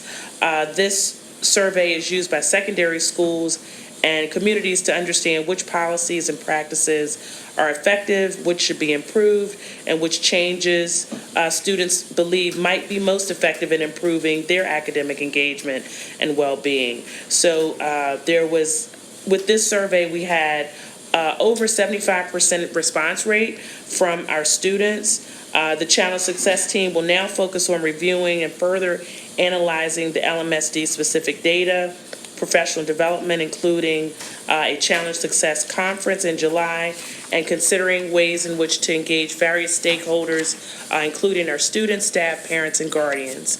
And again, the team will follow up with the Curriculum Committee in the fall. We had another update on sleep and school start times by Dr. Paul, who provided us with an update on the work to date of the sleep and school start times working group. New data under consideration includes Challenge Success Survey that was just mentioned, the Hanover Research Staff Group, and new data under consideration includes Hanover Research Benchmarking Study, Traffic and Parking Assessment, Stadium Lighting Feasibility Study, Alternative Transportation Modeling Methods, parent feedback through ISC hot topic sessions, new study, not sure what I mean by that, my apologies. Alternative transportation modeling methods, as well as additional research in cases in the news regarding sleep and start times. Additional areas that might result in unintended consequences were presented in detail to the curriculum committee related to a later school day were shared with the committee. Additional updates presented by Dr. Paul as lessons included the first being school end times are a critical part of the planning process. So again, things that we need to consider as we move forward with considering what the recommendation might be regarding later start times. Lesson 2, a delayed schedule is not a cure. More specifically, schools and families must work together to promote healthy sleep patterns and healthy work-life balance. Lesson 3, schedule changes are likely to cost money, and with the results of the Challenge Success Survey, the Sleep and School Times Committee will have more information to consider as they present additional recommendations to the Curriculum Committee this fall. So again, we appreciate the work. There are a large number of parents, faculty, and administrators that have worked very closely on this topic, and so we appreciate their time. That's on behalf of the board as well as the Curriculum Committee. And 2 additional topics, program evaluation on the academic support programs, also by Dr. Paul. Dr. Paul is conducting an extensive review of academic support programs across elementary, middle, and high schools. The purpose of such an evaluation is to make judicious choices about the way the LMSD resources are organized to support students who struggle academically. As a result of evaluation, programs will be continued as currently implemented, further expanded to bring promising practices to scale, refined and monitored, or discontinued. Guiding questions as programs are evaluated center on the following: program effectiveness, program equality, singularity of purpose, and cost versus benefit. Again, the curriculum committee will be updated as the new year approaches. And finally, we were pleased to hear an overview of the strategic plan annual report and the number of ways in which the implementation phase is taking place across all 10 of our schools. We had a draft plan that will be finalized over the upcoming months. Pathway teams explored a range of topics throughout this school year. The purpose of the annual report is to provide an overview of these explorations, including background information, current situation, and recommendations. So a huge thank you to our administrators and Mr. Copeland's leadership to move our very aspirational strategic plan to some real tangible practices in terms of what it looks like for our students to have a successful experience here in Lower Merion. Our meeting, that was our final meeting for the school year. It was actually an add-on, and upcoming meetings for September will be posted once approved by the board. Thank you. Thank you, Dr. Van Lynch. Mr. Copeland? Yes, thank you, Dr. Van Lynch. Under Educational Services, the administration recommends that the Board of School Directors approve the renewal of the College Board contract for the 2018-19 school year in the amount of $17,511. Are there any questions? Do I have a motion to approve? So moved. Do I have a second? Second. All in favor? Aye. Opposed? Motion passes. Under Student Services, I'd like to take items A and B in one motion. The administration recommends, under A, the Board of School Directors approves the student service items listed. Agreement for student services, SS1 to SS21. And the administration recommends that the Board of School Directors approves the attached independent contracts as listed.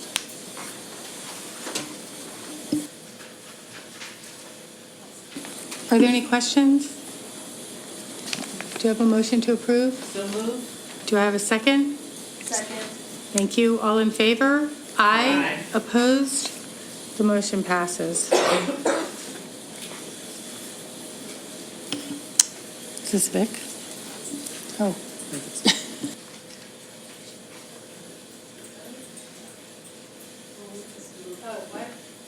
to the report.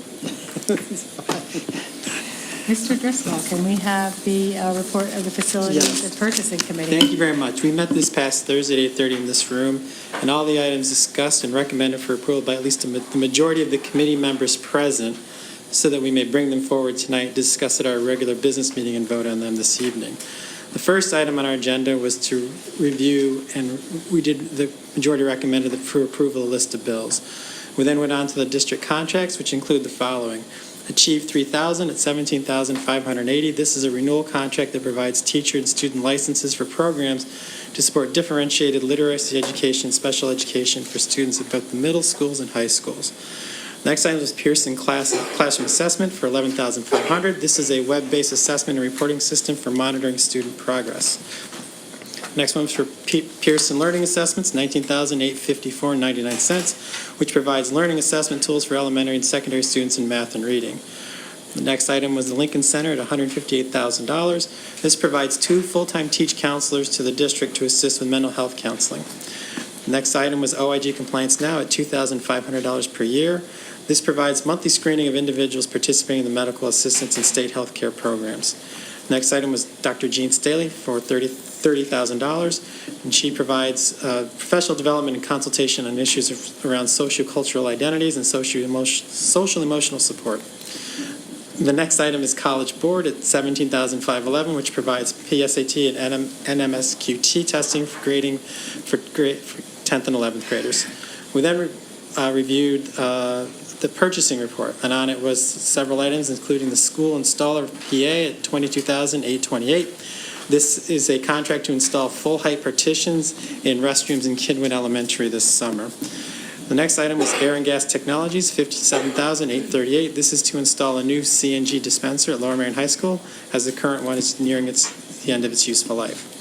The next item was approval of PAPCO Inc. for gasoline at $1.91.94 per gallon and biodiesel at $2.1239 per gallon. This is a contract to approve consortium bid prices organized by the MCIU for 100% of the district's gasoline needs for 18-19 school year and 25% of the district's diesel needs for the 18-19 school year. Prices on diesel fuel have fluctuated a bit recently, so the administration is asking for authority to purchase the remaining 75% of diesel fuel when the market improves. The next item was with Gallagher Construction, $19,892, which is to seal coat approximately one half of the Harriton High School parking lot. The other half of the parking lot had been sealed last summer. Next item was again with Gallagher Construction Company, $12,727, to seal coat the other half of Lower Merion High School parking lot. Again, the first half had been coated last summer. The next item was Simplex Grinnell, $13,292. This is a contract to perform the annual inspection on all fire suppression systems in district buildings. The next item was with Simplex Grinnell, $21,520. There is a repair needed at the Marion Elementary sprinkler system, and this contract is to get that done. The next item is with a company called Nightlock at $20,330.28 to purchase approximately 400 units that can be used to securely lock a door during a lockdown drill. So an additional thing to the doors we have to provide additional security. The last item on the purchase report was Sports Field Specialties, $26,093. This is to install a ball net system around the recently installed artificial turf field at Harriton. Our next contract was Heinz Rowing, approximately $30,905 for next year. This is to lease space for storing shells and using a launch in Conshohocken to support the Lower Merion High School crew teams. The next item is with Mainline School Night for a total of $24,030. This is a lease agreement for Mainline School Night to lease space at Lower Merion High School for 9 evenings in the fall and 9 evenings in the winter. The next item is with Kronos for $55,216.17. This is a renewal contract for software that manages time and leave requests for some of the district employees. The next contract was a renewal with Delta Dental, approximately $101,000 per month. They are our dental insurance provider for district employees. We then reviewed several contracts for transportation from All City Transportation, Atlas Transportation, Levi School Bus, Custer's Garage, Metz Bus Company, Philly Transportation, SAG Busing Company, Superior Bus Services, Klein Transportation, and Crafts Coaches. Obviously, the rates vary depending on the bus and the length of the trip. But these contracts are to provide contracted buses and drivers to support some of our daily runs when needed and some of our like spring trips and faraway distant trips. The next contract was for Tools Forever, $7,938, a renewal contract for a software package that allows creation of employee and student network accounts. Next item was Springhouse Education and Consulting Services, $22,400. Professional services contract to migrate data on old SharePoint servers over to new servers that will now be supported by Microsoft as the older servers have been phased out. The next contract is with Presidio for $9,000, a service contract for Presidio consultants to upgrade code on network devices that maintain security and that will also improve download speeds for the district's network. The next contract was with Lutron for $10,799. This is a 3-year contract for Lutron to provide parts, labor, and 24/7 support and preventive maintenance, and as additional preventive maintenance visits 3 times a year for the automatic lighting systems here over at Lower Merion High School. The next contract was Johnson Controls, $12,760, 83 cents. Provides software and labor to upgrade the building automation systems, i.e. like the HVAC, at both high schools. The upgrade is from Metasys Server 6.0 to 9.0, so we need to get that upgraded. The next contract was Reynolds Construction for a not-to-exceed amount, $38,720. Reynolds will provide a supervisor to manage the replacement of a stormwater basin at Harriton this summer. Due to the cafeteria renovation projects at both middle schools taking up district employee time, the district needs additional personnel to manage this 3rd major construction project this summer.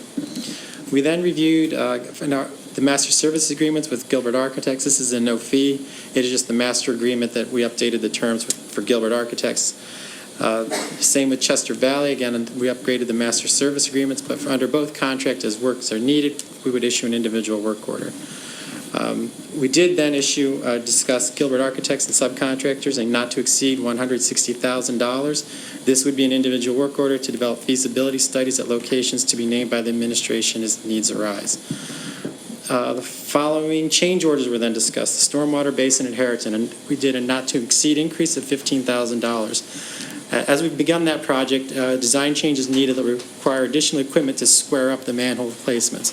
The contractor has agreed to absorb some of these costs, but if the construction of relocation of these manholes takes longer, this change order will allow for those costs to be incurred so the project can stay on schedule.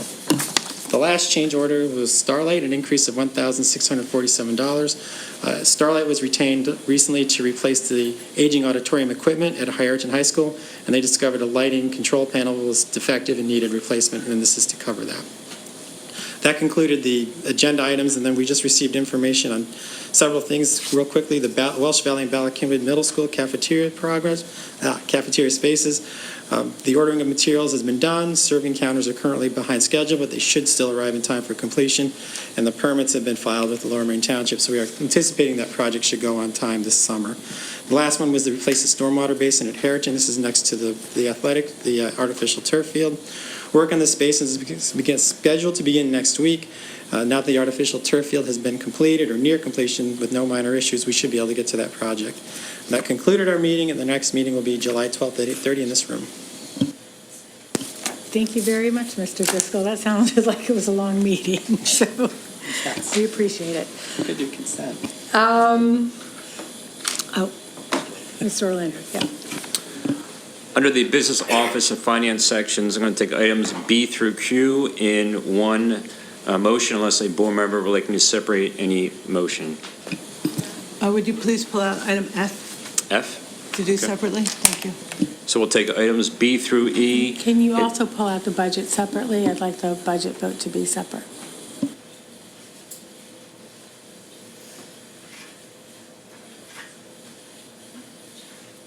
Okay, so we're going to take items B through E, and then we'll do G, and then I through Q, and then we'll come back and we'll do items F and H separately. Got it? Okay. Okay. The administration recommends that Board of School Directors approve the following. I'm sorry, you've got to do I with the same time you do H. You can't do I before you do H. Okay, let's. Well, we got to do, Ken, then we'll have to do like H, I, Together. probably L. I suggest you just go B through E, then do F, then do the rest individually. Okay. Can we do? So we're doing B through E? B through E, and then we do each other ones individually? Okay. Just do B through E, and then we'll get to we'll do the other, we'll Let's do decide B what to do with through the E. rest of them then. Okay, all right. Okay. Okay, so the administration recommends the Board of School Directors approve the following action items, the list of bills, approve the financial report for May 2018, accept with pleasure pursuant to policy 702, the library maker space valued at $4,104.40 from the Belmont Hills Home and School Association as a fifth grade gift, a bleeding control kit valued at $350 from Narberth Ambulance to Lower Merion School District, appoint Kenneth Roos of Whistler Pearlstein LLP as a solicitor for the school district for 2018-19 school year, and the base compensation fee and rates for service not covered by the base compensation fee will be in accordance with the attached memorandum. Okay, thank you. I'd like to, on behalf of the board and the administration, I'd like to thank the fifth grade gift from the Belmont Hills HSA, as well as the gift from Narberth Ambulance. Are there any questions or comments? Do I have a motion to approve? So moved. Do I have a second? Second. All in favor? Aye. Opposed? Abstention? Motion passes.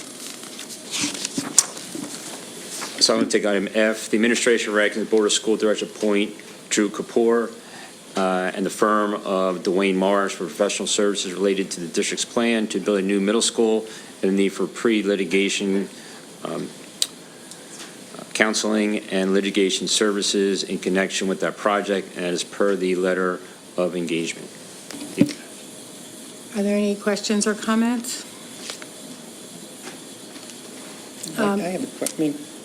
I know a comment was made about like the going rate, and while I recognize 550 sounds like a lot, it's not, unfortunately, and I'm a lawyer. I mean, the lawyers are expensive, and I also do think that just to focus on that is a little, he's got a lot of experience. This is the kind of a lawyer you would want to hire as needed. So I know comments were made about that, but I don't know that shopping for the lowest lawyer on an important issue is not, I would never recommend that ever. So I do think that this is the right decision for us. So thank you. Any other comments or questions? Do I have a motion to approve? So moved. Do I have a second? Second. All in favor? Aye. Opposed? No. Abstention? The motion passes. Okay, Ken, how do we? Go ahead and do G. Okay. The administration recommends the Board of School Districts approve the financial institutions and investment trusts as depositories for the school district funds for the fiscal year 2018-19, as noted in the action item. Are there any questions or comments? Is there a motion to approve? So moved. Is there a second? Second. All in favor? Aye. Opposed? Abstention? The motion passes. You can do H through M together, they're all related. Okay. It's okay? We do H through M. All right. The administration recommends the Board of School Directors approve the following. Adopt the 2018-19 budget for Lower Merion School District for the fiscal year beginning July 1, 2018, which states a tax rate of 28.7477 mils, the budget resolution, the real estate tax resolution, and resolution authorizing the business manager and senior director of policy, personnel, and school program to carry out the necessary action items. Adopt the 2018 homestead and farmstead exclusion resolution, approved transfers in the 2017-18 budget, and further, the board authorizes the business manager to make additional transfers in the 2017-18 budget as may be recommended by the school district auditor. Such transfers must be approved publicly by the school board prior to being finalized. Approved transfers from the general fund to the capital reserve fund established pursuant to 53 PS section 1432 in the current projected amount of $6 million, and authorize the business manager to transfer excess general fund monies to the capital reserve fund if such funds are available, or adjust the transfer amount during the audit at the end of the fiscal year in consultation with the auditors. Such transfers must be approved publicly by the school board prior to being finalized. And administration recommends approving The items noted in the attachment as committed fund balance, the Board of School Directors authorized administration to reflect these commitments in any applicable submissions to the Pennsylvania Department of Education. Continue to segregate in the Pennsylvania School District Liquid Asset Fund, account number XXXXX-113. Monies received on account of the exceptions approved by the Pennsylvania Department of Education for the 2016-17 and 2017-18 tax years pending the resolution of the appeal of the Montgomery County Court of Common Pleas. Order of August 29, 2016, and any proceedings on remand or otherwise in relation to the August 29, 2016 order, and to supplement this amount with monies in the 2018-19 tax millage attributable to those exceptions from the 2016-17 and 2017-18 tax increases. The monies in this account may not be released by the administration without further action taken by the board at a public meeting. Okay, thank you. Are there any comments or questions? Is there a motion to approve? So moved. Is there a second? Second. All in favor? Aye. Opposed? Abstained? The motion passes. The administration recommends the Board of School Directors approve the remaining items. Maintain the 2017-18 nutritional services prices for the 2018-19 school year. Approve the quote from Kronos Incorporated to renew the annual support services in the amount of $55,216.17. Approve the Delta Dental Service contract renewal for employee dental benefits, and to declare surplus items as surplus property and authorize the disposition thereof. Are there any comments or questions? Is there a motion to approve? So moved. Is there a second? Second. Thank you. All in favor? Aye. Opposed? Abstentions? Then the motion passes. Under the facilities and operations, we have items A through O. Items B through O were discussed, as Mr. Driscoll reported, at the facilities meeting. So and item A, which just was announced this evening. So I'm going to take A through O in one motion. Could you pull out F, G, and H, please, and do them separately? F, G, and H. Okay, so we'll take items A through E, and then we'll do I through O. Okay? All right, the administration recommends the Board of School Directors. You don't need to read them all. I mean, what you've said is sufficient unless somebody from the board wants them to be read. You just need a motion from, for A through E and I through O. Okay. We're going to take A through E. A through E, and then I through O. Okay, so for A through E and I through O, thank you. Are there any comments or questions? Do I have a motion to approve? So moved. Do I have a second? Second. All in favor?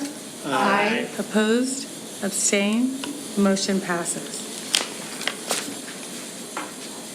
Okay, then the other items, so items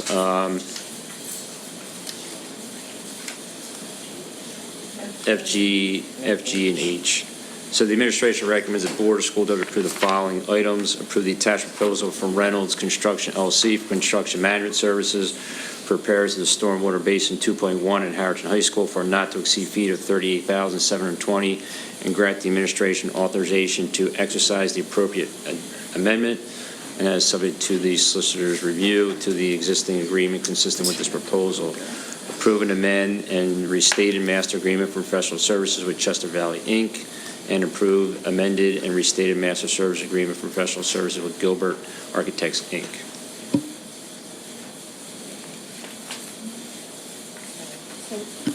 Is that what you wanted? No, it looks like I'm going off a different agenda. I printed it off. That's why I didn't think that made sense. Yeah, no, so just to be clear, the Chester Valley Engineers, is G Gilbert Architects the master agreement? And H is the individual work order. I thought it was 8. Not on mine. Because you added an A. We had to move in, we had to put an A at the beginning of the meeting, so Okay. you're dropped down one. So by not reading them, we got a little confused as to which ones were being approved. So you need a motion for F. I can't get into board docs is my problem, so I'm working off of, okay, thank you. And now I can't see because it's too small. Sorry, that's all I got. Okay, so we've done E already, right? A through E. Right, so the first, can you just read out, F is the Reynolds construction. Just read it out. Okay, so I just read it out. Just read it out. Read again? No, the Reynolds construction is fine with me. We need a But we need a Right, we motion need to a motion approve it. just on Reynolds. So we'll just take them one at a time. It's okay. It'll take 2 extra seconds. But we approved H. Did we approve the Gilbert Architects? Well, the H is probably just now, I think you're referring to I, which was So now I, the 160,000, that was approved. Because that's the one that.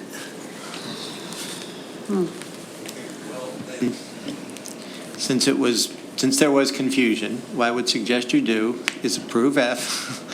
Then if there's questions about G, H, and I, we can handle those after F's approved. So let's just approve F. The Reynolds Construction Right. LLC, which Vic just read. Right, so are there any questions and comments on Reynolds? Is there a motion to approve?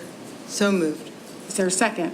Second. Thank you. All in favor? Aye. Opposed? Abstentions? It passes. Okay, Okay, now G and H are ready for a motion. Those are the master agreements with Chester Valley Engineers and Gilbert. Do you want to take them separately or together? My question is, those are open-ended agreements or are they for specific? They're not, no, you're thinking of is I. Your concern is I thought. Well, my concern is I, but if Chester Valley Engineers and the professional service or Gilbert Architects, whatever the letters are, if they're open-ended, I want them pulled out. Otherwise, I'm happy to approve them if they're for specific. Are they for specific projects? These are open-ended, correct? Right, these are master agreements, like we've had with these two consultants in the past and like we have with other consultants. It sets the terms and conditions for any work we might have them do. However, these particular actions don't approve any particular work for them to do. It just approves an updated version of that agreement. Should we never decide to give them any work, then there would be no money expended under these My agreements. understanding is that the feasibility under Gilbert is the one that gives us the flexibility to look at new properties. I think that's the one. I. That's I. And I think that's the one that. Yes, that's the one that I have a concern with. But we discussed this at facilities, at the master services agreement. All it does is set forth like the basic terms for when they would work. It doesn't say anything about doing this type of work at address A or this type of work at address B, but it has things like they must get security clearances and things that just run-of-the-mill, things we would put in any contract. We just do it in one time in a master services agreement. And then the individual work orders, there could be one in a year, there could be 1,000 in a year. And do those come to the board for approval? Yes, they or do, and there's one on the agenda today. So the master service agreement is just the general terms under which, and we discussed this on Thursday, that's all this is just the general terms under which they would do any kind of work for us whatsoever. So you need a motion I don't know on what? Which one? on G and H. G and H together? Yes. Okay, can I have a motion to approve? So moved. Thank you. Do I have a second? Second. All in favor? Aye. Opposed? No. Abstain? The motion passes. Okay, so then we could have just done I with it. Yeah, now, I was. I has to be. I understand. I was inadvertently approved. So you just need a real quick motion to rescind I so that you can put it back on the table. Okay, I'm going to ask for a motion to rescind the I since there was confusion, not everybody voted the way they thought they were going to vote. So do I have a motion to rescind I? So moved. Second. Thank you. All in favor? Aye. Aye. Opposed? Abstained? That motion passes. So now I need to put I back on. Correct. So the administration recommends the Board of School Directors approve the individual work order with Gilbert Architects, Inc. for feasibility studies as directed by the administration for a not-to-exceed fee of $160,000, and that is subject to solicitor's review. Are there any questions or comments? I have a comment. Go ahead. And my reason for putting this, separating this out is because I don't support the use of any taxpayer money towards the investigation, the taking, or the developing of Stoneley property. And I want to make sure that I'm on record opposing it.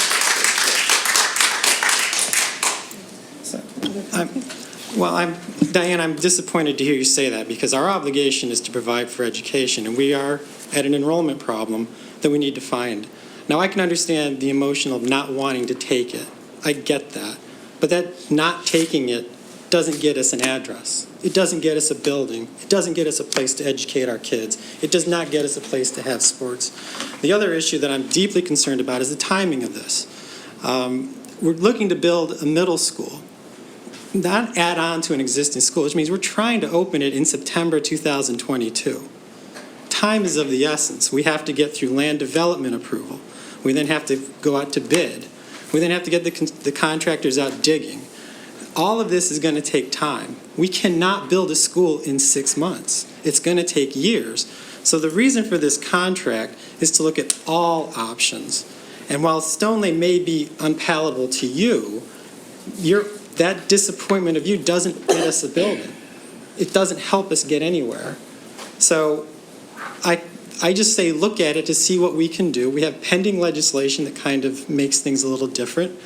And I say it's our obligation to look at everything we can to provide education for our kids. And why you're sitting here not doing that, I don't quite understand. Well, Ben, I'm sorry that you don't understand where I'm coming from on this. I feel that Stoneley is a property that shouldn't be touched. There are other. If we're going to go down the road of condemnation, then we should open it wide up and maybe look at other properties rather than this one. This is not. There is absolutely no scenario under which I would want to take this property. And you know, I have been on the school board for a while. My children have gone through. It's not a matter of I care about trees and I don't care about kids. I mean, I've proven that I care about the kids of this district and I've worked hard for them. And so the fact that I don't support Stoneley is not a statement that I don't support our kids. So we're going to have to agree to disagree on this, and I continue to not want to spend any taxpayer money that goes to that purpose. I just want to be clear here.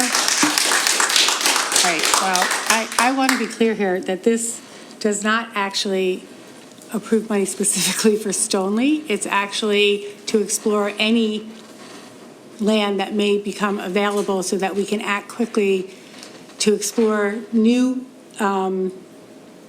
avenues as well. So that, for example, in the conversation with the commissioners, if something comes up, that we would actually have the flexibility very quickly to go ahead and evaluate it. So I want to be clear that this particular contract is not specifically. I'm sorry, but we're not having public comment right now. Okay? We're not having. Adrian, so I'm not finished yet, and then I promise you can talk. So, you know, as I have said at the beginning of the meeting, all of us would like to be able to take Stoneley off the table.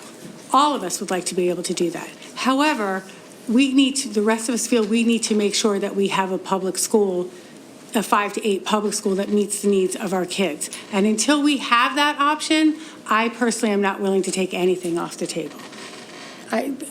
Lori, I'm sorry, you go ahead.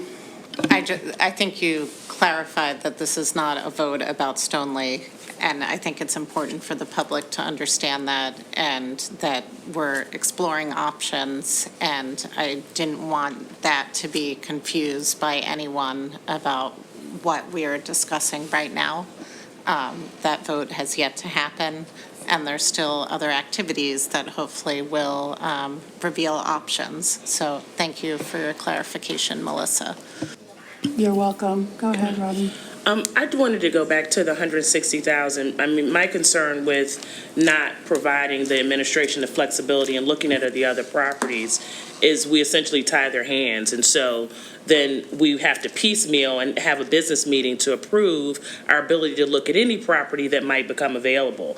And we've done this meeting after meeting to support the administration as we explore various options. The list is long. I haven't been on the board as long as Diane, but I've been on it long enough to know the list is over 30 properties that we've explored with Fidelity, and we've supported the administration in that process. So, and again, I don't think it's this or that. I think essentially we're trying to make the best decision on behalf of students and the community as well. So, I adamantly oppose not supporting the administration in its exploration of the work necessary to find proper facilities. Okay, also, as long as we're making comments in this, I'll do my periodic comment, which is that Gilbert Architects, I have no relation to Gilbert Architects, so I occasionally throw that in so that doesn't start some sort of conspiracy theory somewhere. Is there anyone else who would like to make any comments? Why not? Okay, at this point then, I'm looking for a motion to approve. So moved. Do I have a second? All in favor? Aye. Opposed? No. Abstain? The motion passes. Thank you. Okay, now where are we? Because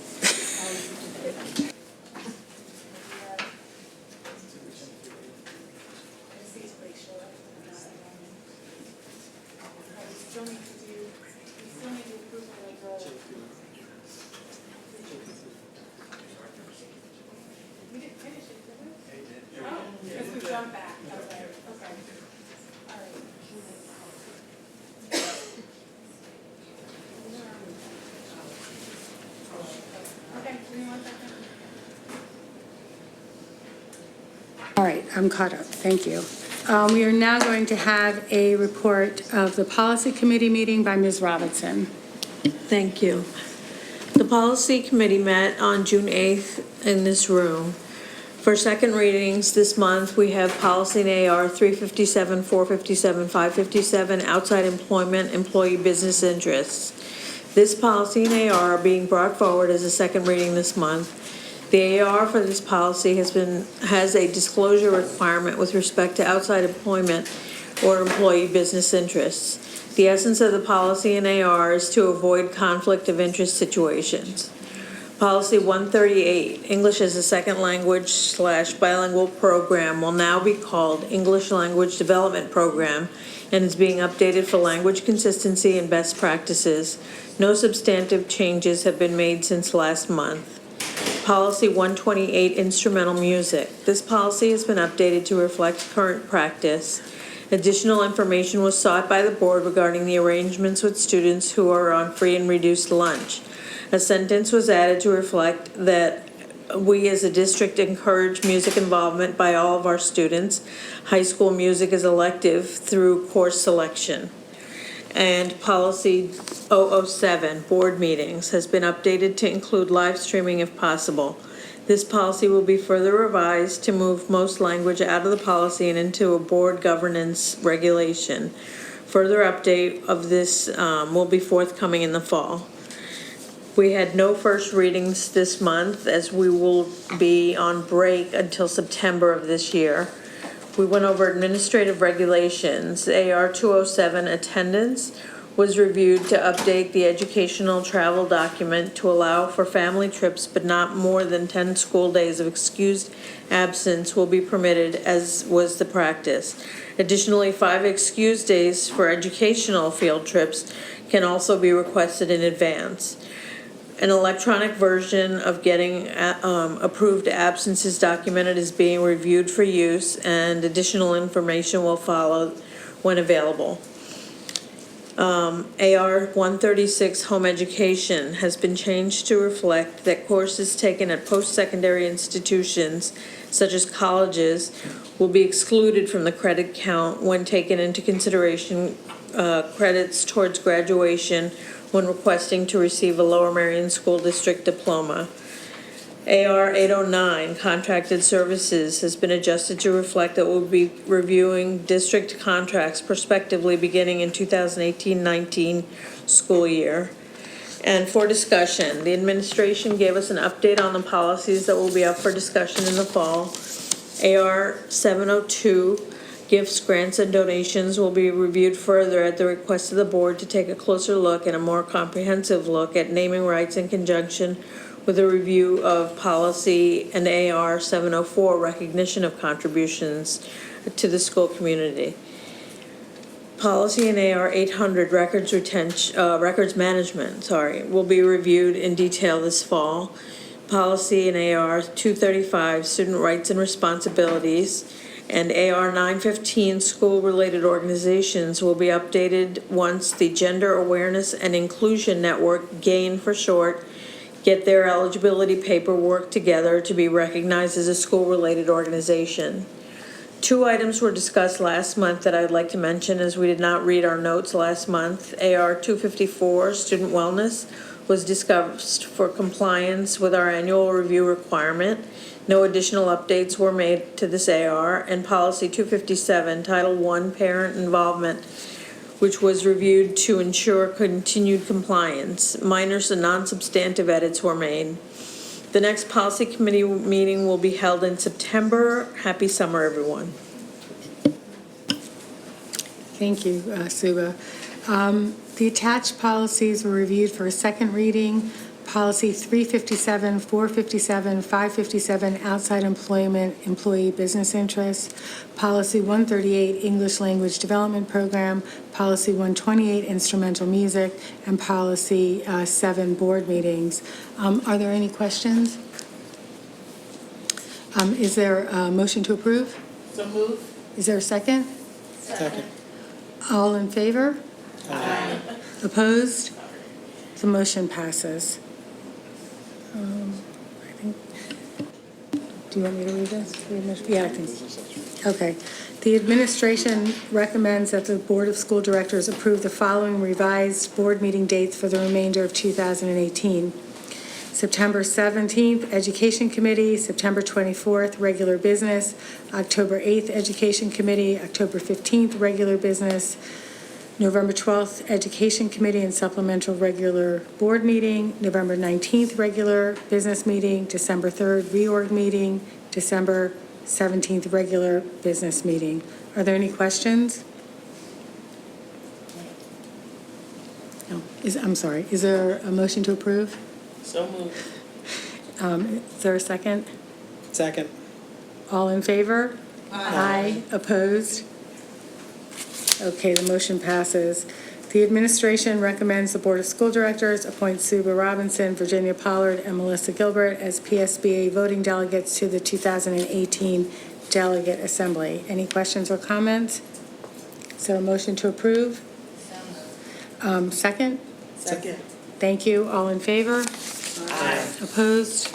The motion passes. And then we are going to have a report of the Communications Committee. Is it Ms. Finger? Okay, so at our meeting on May 23rd, and this...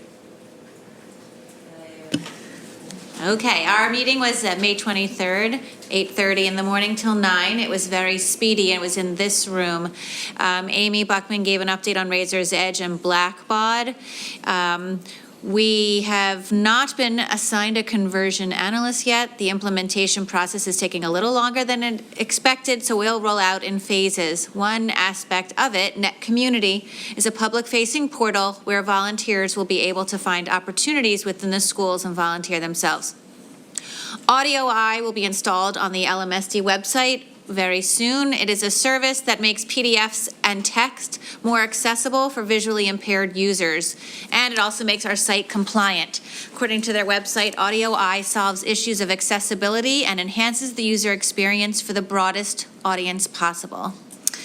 At the moment, we have not figured out how to make videos more accessible, i.e. closed captions, so there aren't a lot of videos that are posted to the site yet. Site Improve is a tool for optimizing the website, and it scans and looks for misspellings, bad links, outdated information. It runs analytics to see what people are clicking on, what they're searching for, what's not being clicked on. It won't remove, but it'll give us a better sense of what people are doing when they come to our site. And we are looking, or George Frazier is looking to put this in his tech budget, and it is not expensive. Class Intercom is slated for a September rollout. It will allow students to safely contribute their voice, student voice, to our social media accounts like Facebook, Twitter, Instagram, which will make them more robust with the student point of view and perspective. Class Intercom will alert Amy that there is a post awaiting moderation, which she can edit, send feedback to the students, and then publish. It's a great learning opportunity for students interested in journalism, digital media, as well as an opportunity for students to become positive contributors and creators of content. Amy will be, she's updating spreadsheet of emails that we receive. There have been a number of recent communications. On May 11th, Amy sent a where we are on our site acquisition to our constituency and posted it on our website. An email regarding the second season of 13 Reasons Why was sent to middle and high school parents that included resources and ways to speak to your children about the show. And a letter to the editor was published on May 22nd regarding Stoneleigh from Melissa and Bob, and a similar one was sent to the Mainline Times. Summer Cafe is a new pilot student summer feeding program that is being offered Monday through Wednesday from noon to 3 p.m. at the Ardmore Presbyterian Church. It's open to any K-12 student in the district to come for lunch, and will also provide games and activities led by volunteers. The district will provide some of the volunteers, and the faith community will provide as well. All volunteers will have clearances. In order to make this completely open, the site has to be in an area that hits a certain level of income to get the funding. There will be volunteer opportunities for anyone over age 14, and training will be provided to all volunteers. Teens who come to take advantage of the Summer Cafe will also be asked if they would like to volunteer. For legislation, Senate Bill 2 will be put through to a vote. We discussed, do we want to put out a resolution, a letter, or both? In the past, we have done a resolution, but either way, we would read this in public at a regular board meeting stating something like, here is where we stand as a board of school directors. Rites of Passage celebration is the culminating event, part of the Powers Scholars Program, and that was held on June 1st at Harriton High School in the cafeteria. It began with dinner. And the Powers Scholars Program provides a forum that is safe and healthy for African American students, where they have the opportunity to dialogue about the importance of receiving rigorous and well-rounded education. That's a quote from their site. Students, or from the invitation, students gain an awareness of the support services available to them that will help prepare them for college, a career, and civic participation beyond high school. It was a very lovely event. And the meeting adjourned at 9. The next one will be in the fall. Thank you. Thank you, Deborah. At this time, we'll have audience recognition on any item. If you'd like to speak, please come sign in. If you do speak, you need to be a resident or a taxpayer. 3 minutes. Please state your name and generally where you live.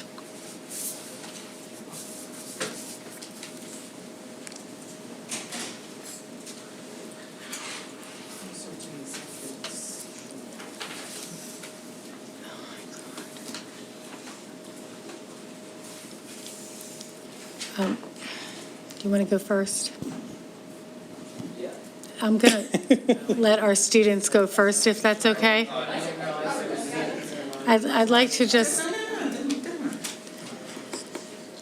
Students go first, yes. Yeah, thank you. Okay. So I'm going to close the list shortly, so if you want to sign up, now's the time.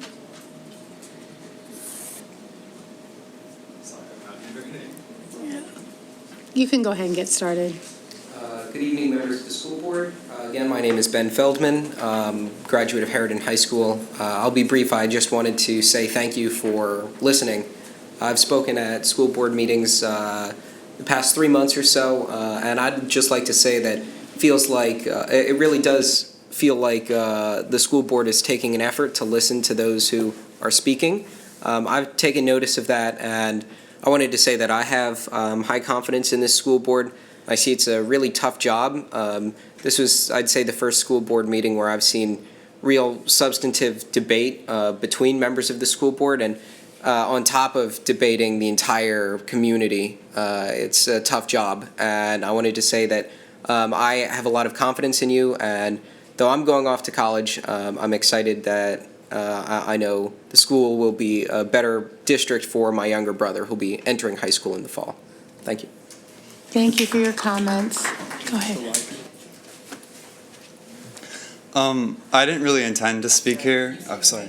Oh, I'm Patrick McCann. I live in Ardmore, just down the street.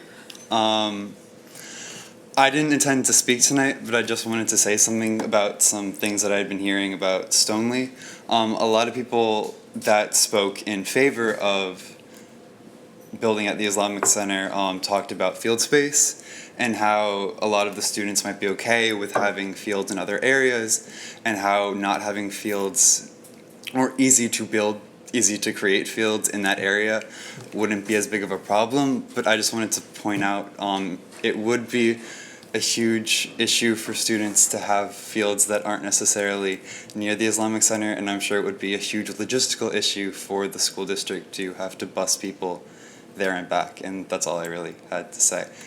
It's because it's extremely helpful and useful as someone who participates in athletics at Harridan to have like a track and fields at the school as opposed to far away, and as well to have your school in like a more central location in the district, because I know that the Islamic Center is like far off to one side of it, and that I think would also create logistical problems. But I'm not very knowledgeable. I'm only in high school, so that's it. Thank you very much for your comments. We appreciate it. Next. Now we have Adrian Stelzer, Chrissy Madden, and Patricia Fowler. Okay. Excuse me, I had to rewrite stuff. So much for my pocketbook being happy. Adrian Seltzer, Wynwood. By approving hiring the attorney that would be doing, I don't remember his name in Section F, you're still saying that eminent domain is still on the agenda. And then I think it's a little disingenuous for you to then say that hiring Gilbert for that is not about Stoneleigh. You could have put into it that you're looking at other properties, but you could have left Stoneleigh off the agenda at this time. And if it so happens that it's not, that Claremont is not, if it so happens that Claremont is put in as historic one, then you could put it back in. But to then let everybody, I'm really angry, so I'm sorry. But then to kind of lead everyone to believe that you've taken Stoneleigh off the table, and then to go hire the architect and go hire the attorney is somewhat disingenuous in my opinion. Also, I am very glad that you actually did get back to Lower Merion Conservancy, because when I spoke to them last week, you hadn't. When you put out bids to architectural firms, you don't have to pay for that, okay? You put out bids, architectural firms come in, and they give you a presentation, they give you a proposal.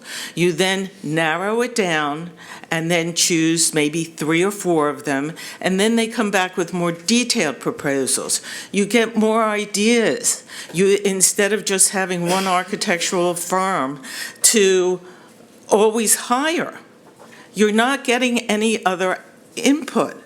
And it's not going to cost 3 times as much to get proposals from other firms. You are incorrect or mistaken about that. Thank you. I just have to say something here about, because this is, you are incorrect in understanding what is in the motions that we voted on. So I want to be very clear here. Stoneleigh is not in the motion that we voted on. Neither is the Islamic Center. Neither is any place. The whole point of that motion is to allow us to look at any possible property. No property is actually identified in there because the whole point is there may be properties that become available that we don't know about tonight. That's why we actually have it that way. So I want to be clear about that. We are not being disingenuous. We stated very clearly that if the Islamic Center agreement of sale is to go through, we need particular conditions to be met, including the fact that we need it to remain a Class 2 and we need to find additional fields. Stoneleigh is not off the table until that actually happens. And we were very clear about that. Both Mr. Copeland and I think maybe Mr. Ruth said that as well. So I just want to make that clear about what that particular motion was about, and then we'll answer more questions when we're done here. But at this time, who is the next speaker? I'm sorry. Chrissy, sure, come on up. Thank you. Thank you for your time. I think it's been 2 months of late meetings, so. Oh, Chrissy Madden from Villanova. I just had a question. If that agreement of sale goes through with for a land purchase of $15 million, does that increase the estimate of the middle school to $113 million? Because I think the original estimate had $7 million for the purchase of the land, for the total cost. It's not 15 million, it's 12 million, but I'll let our facilities, it's okay. I wanted to know. I apologize, I thought you were finished. That's okay. Just a couple other quick questions. And if that went through, when would you start to do a traffic study? And how does the walk lawsuit, if there's like a potential millage rollback or anything, how does that factor into paying for this? Because my understanding is right now you can do it with like bonds or some kind of financing without having a referendum, but would a referendum have to be in place if that doesn't go your way? Thanks. Thank you for your questions. Is there somebody else? I thought there was. Patricia Fowler and Katie O'Gara after her, and then that's it. Patricia Fowler, Bryn Mawr. Just one thing I wanted to note, the irony of Mr. Driscoll's comment, and he was speaking about Ms. Bonaventura as he sort of commented about her lack of understanding of timing. When the timing of the school board's announcement of its intention to use eminent domain against Stoneleigh was literally done within a day or two before its opening. So I just felt you weren't being very courteous to Ms. de Bonaventura. Secondly, I just want to follow up. I stopped at the words, I sent my kids to private school. Our family did go to private school for our children. And I have to say, they turned out pretty darn well. One went to Yale and the other is in college now. And the facilities they had at the private schools they went to, they were boarding schools, weren't 1/10 of what Harrington High School has. And I have no problem paying my taxes for it. But I really do think you guys don't get that facilities don't get you number one. It's the teachers and the teaching. You need facilities, I know that. You need things and computers and what's current for today. But sometimes I think you guys just get lost in I don't know, it's, we have to have this because we have to have it or what, but in terms of creatively thinking of how we can get the most for what our kids, that's flexible, that's current, and thinking outside the box, I don't get the sense that you guys are doing that. And I know it's a hard job. And obviously, somebody's not been listening to you for a long time politically within the town or whatever goes on, I don't know. But the way it's working and the way this is being done isn't right. And I have to say, as a taxpayer, I'll be very, very happy to spend as much money as I can, and there are lots of others like me, to support the legal defense of Stoneleigh if any of its land is taken, and any political action that's necessary at any level, state or beyond, to make this a bigger campaign than what you ever imagined. And there are a lot of us who feel that way. So, again, I would hope that eminent domain makes news when it condemns whatever undesirable areas of towns that might be for better purposes, for the higher good of the area, to use eminent domain against a conservancy of land that was donated and built for 2 years, invested in, and then announce it just before it opens is just low. It's dirty. It lacks in trust in terms of what we believe in you as doing best. And I don't regret for the children, they need the school.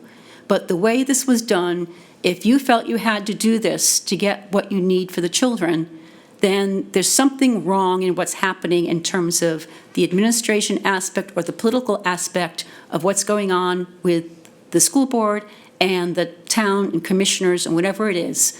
But it shouldn't be taken apart on us in Stoneleigh.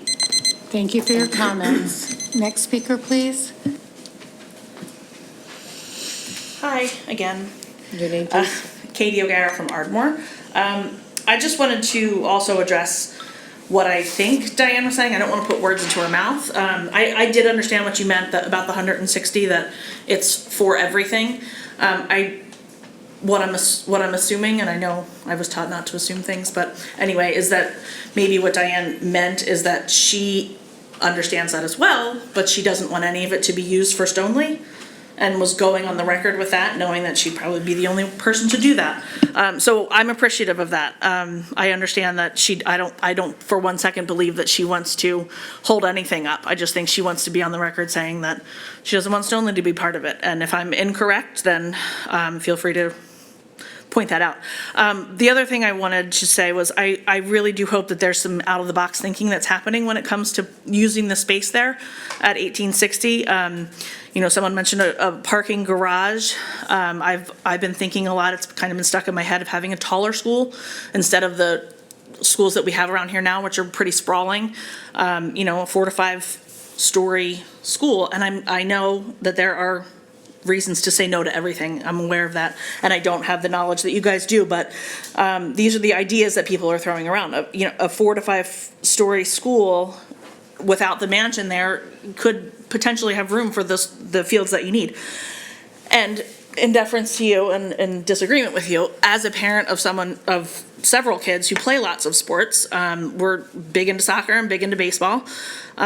I could care less about fields at the school. I know that they probably have to be there legally so that everybody has a chance to play, but that's not why we moved here. That's not why we love this district.